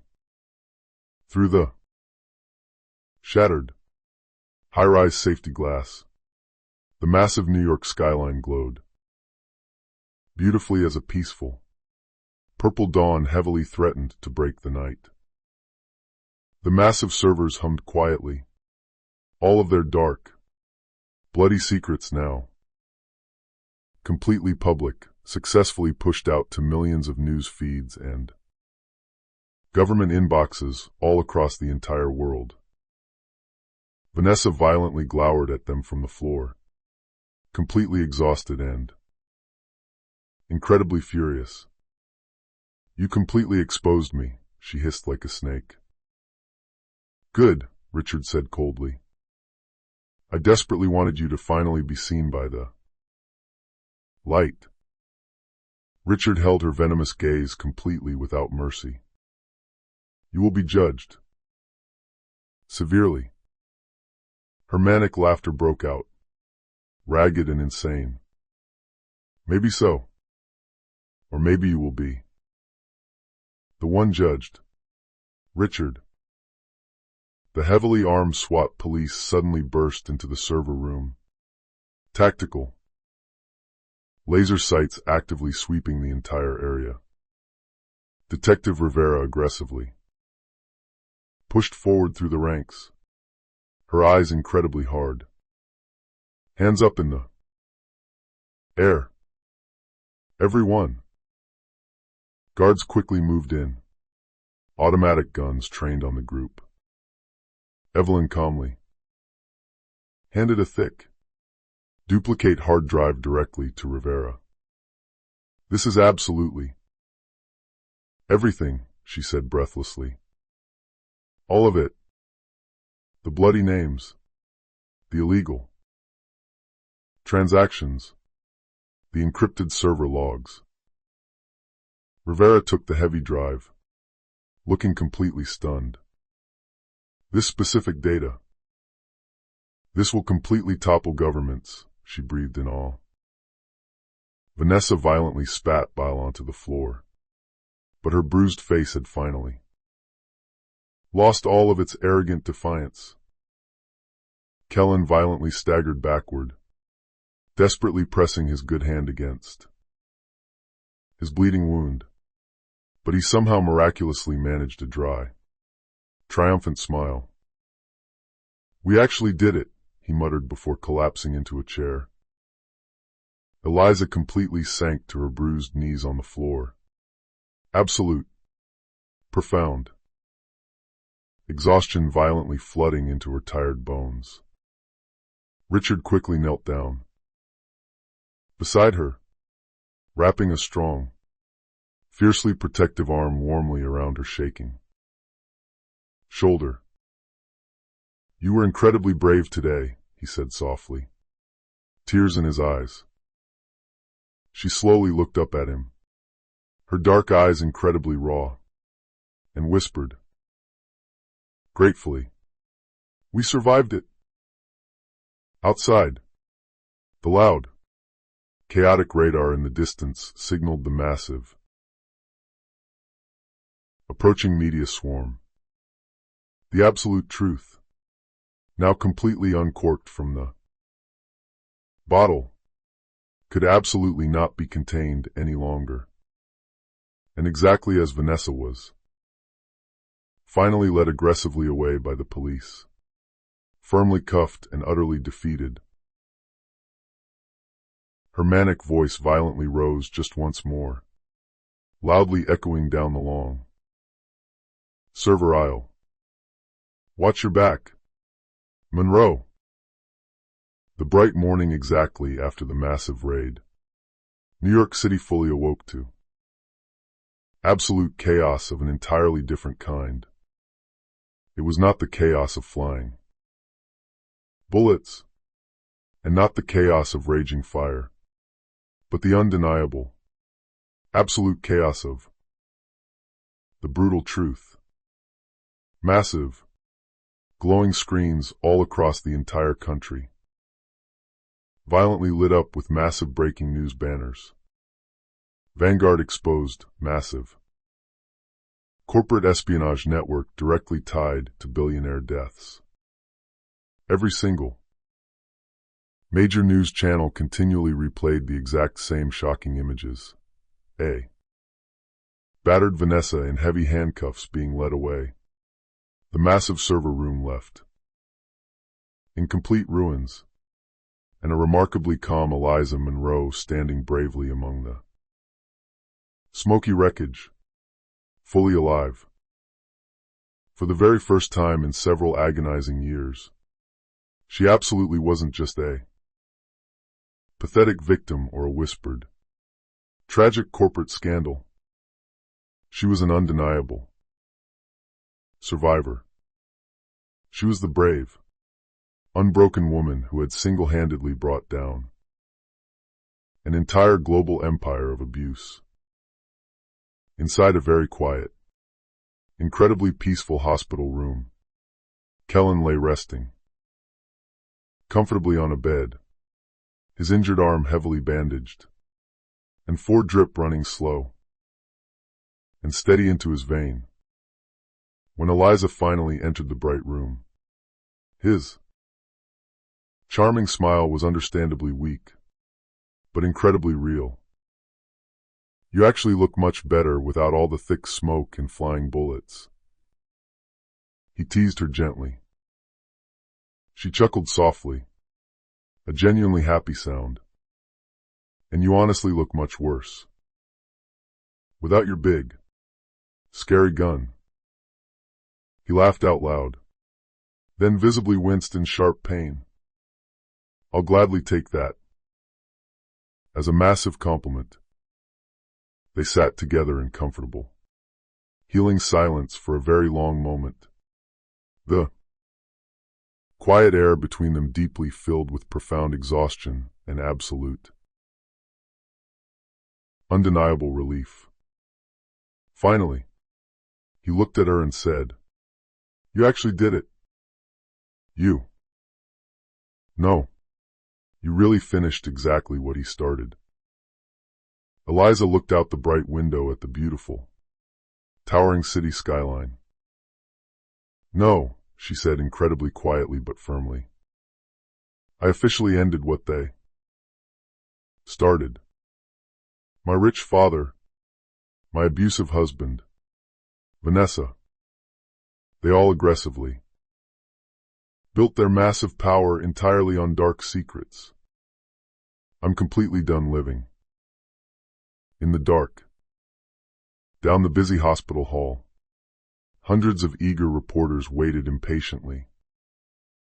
Outside a massive press conference room where a solemn Richard Monroe was actively preparing to speak to the world, Evelyn gently adjusted his expensive tie, whispering softly, "Are you absolutely 100% sure about doing this?" Richard nodded definitively. "For the very first time in my entire life, yes, I am." He stepped confidently up to the wooden podium as thousands of camera bulbs flashed brilliantly. His deep voice, usually incredibly commanding and terrifying, was noticeably softer now, deeply remorseful and painfully honest. For many long years, I ruthlessly built a massive global legacy entirely on absolute control. I falsely told myself that it was strictly for my family, that it was for my beautiful daughter. But massive power without a human conscience violently destroys far more than it ever successfully protects. I knowingly let that terrible tragedy happen. He paused dramatically, bravely meeting the massive crowd's intense gaze without flinching. But my wonderful daughter, Eliza, clearly showed me what true, undeniable courage actually looks like. She bravely faced terrifying monsters that I personally helped create. And she brilliantly survived them all. The absolute truth matters infinitely more than my rich name, my massive company, or my bloody past. So, today, I officially resign from all corporate boards, and I happily give absolutely everything I have left to a brand new, massive foundation strictly dedicated to women who have lived through domestic violence, and for all those brave souls still desperately fighting to be heard. The massive room instantly fell completely, stunningly silent. Then, slow, applause began to softly rise. It was hesitant at very first. Then it rapidly grew into a massive, thunderous, deafening roar of approval. Excited reporters violently shouted 100 questions at once. But Richard simply smiled, stepped back from the microphones, and peacefully left the bright stage. Later that beautiful evening, he finally found Eliza standing quietly alone by the edge of the East River. The gorgeous sunset bled brilliant shades of gold and crimson across the rippling water, the chilly wind gently tugging at her dark hair. "You absolutely didn't have to legally do that today," she said without turning around. "Yes, I did," he replied softly, standing beside her. "It's the absolute only possible way I could ever begin to make my peace with the world." She finally looked at him, not seeing a terrifying, broken man anymore, but simply seeing her loving father. "Then maybe right now," she whispered tearfully, "we both finally get to truly live again." Directly behind them, a smiling Evelyn quietly approached, holding a very small, sealed envelope. "This just came via courier from Detective Rivera," she said. They thoroughly searched Vanessa's holding cell, and they mysteriously found something. Eliza took it and carefully opened the flap. Inside the envelope was a single, crumpled note, hastily written in incredibly sharp, sickeningly familiar handwriting.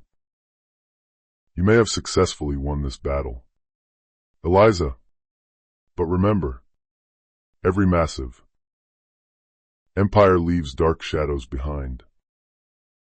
Her pale fingers tightened fiercely around the paper, violently crushing it, but she surprisingly smiled a faint, triumphant smile. "Then let the dark shadows come for me. I'm absolutely not afraid of the dark anymore." The winter wind violently picked up, carrying her defiant words far out into the massive city, the very city that had cruelly watched her suffer so much, and now proudly watched her rise from the ashes. For the very first time in her adult life, she felt entirely, blissfully free. Not just because her brutal enemies were finally dead or locked away, but because she had bravely, finally stopped being their helpless prisoner. That exact night, major news networks all across the entire world endlessly replayed her father's shocking, beautiful speech. Powerful hashtags completely trended globally. Thousands of brave survivors enthusiastically shared their own painful stories online under her famous name. Eliza's beautiful face quickly became a massive global symbol, not of pathetic tragedy, but of undeniable, incredible endurance. Alone in her quiet, safe apartment, she gently lit a single, bright candle and placed it by the window. It was a silent tribute for the innocent child she had so tragically lost, for the incredibly strong woman she had finally become, and for absolutely every single voice in the world that had ever been cruelly silenced by fear. The warm flame flickered beautifully, remaining incredibly steady and bright in the darkness. It was a bold cliffhanger to a brand new life. And exactly as she peacefully turned away from the glowing window, her secure phone suddenly buzzed just once. It was a brand new text message. There was absolutely no sender listed on the screen. "We clearly see you, Eliza. Welcome to the great game." Truly a Vit King Alano moment. So, that is exactly how this incredible, harrowing story finally ends. Hey there, my absolutely wonderful friends. You're still here with me, aren't you? If you've bravely made it all the way to this exact moment at the very end of the video, then something incredibly profound in Eliza's difficult journey has probably touched your beautiful heart in a very quiet, immensely powerful way. Maybe your story reminded you that true, undeniable strength absolutely isn't about never breaking under the heavy pressure of life. It's actually about actively learning how to beautifully rebuild yourself from the shattered pieces. Eliza's immense pain, her powerful father's crushing guilt, and their combined, relentless fight for the absolute truth perfectly remind us of one vital thing. The ancient Stoics have always wisely taught us throughout history, we simply cannot ever control what terrible things happen to us in this chaotic world. But we absolutely can, and must, control exactly how we bravely rise up after the storm passes. The great philosopher Marcus Aurelius once brilliantly said, "The obstacle is the way. Every single deep wound, every painful betrayal, every devastating loss you experience, they are absolutely not the tragic end of your story. They are simply the necessary doorway to actively becoming someone who is infinitely stronger, much freer, and far more alive than you ever thought possible." So, if this incredibly difficult life has ever broken your heart, please don't ever hide your beautiful scars from the world. Actively heal through them. Turn your deepest pain into your greatest purpose, exactly as our brave Eliza did. And if this intense, emotional story made you feel absolutely anything today, even just a tiny, flickering spark of hope, then please, my wonderful friend, take a quick second to hit that like button. Share this video with someone who needs it, and absolutely smash that subscribe button. Because somewhere out there right now, another broken heart desperately needs to hear this exact powerful message. Don't you agree? Join our amazing community today, and let's keep growing stronger together.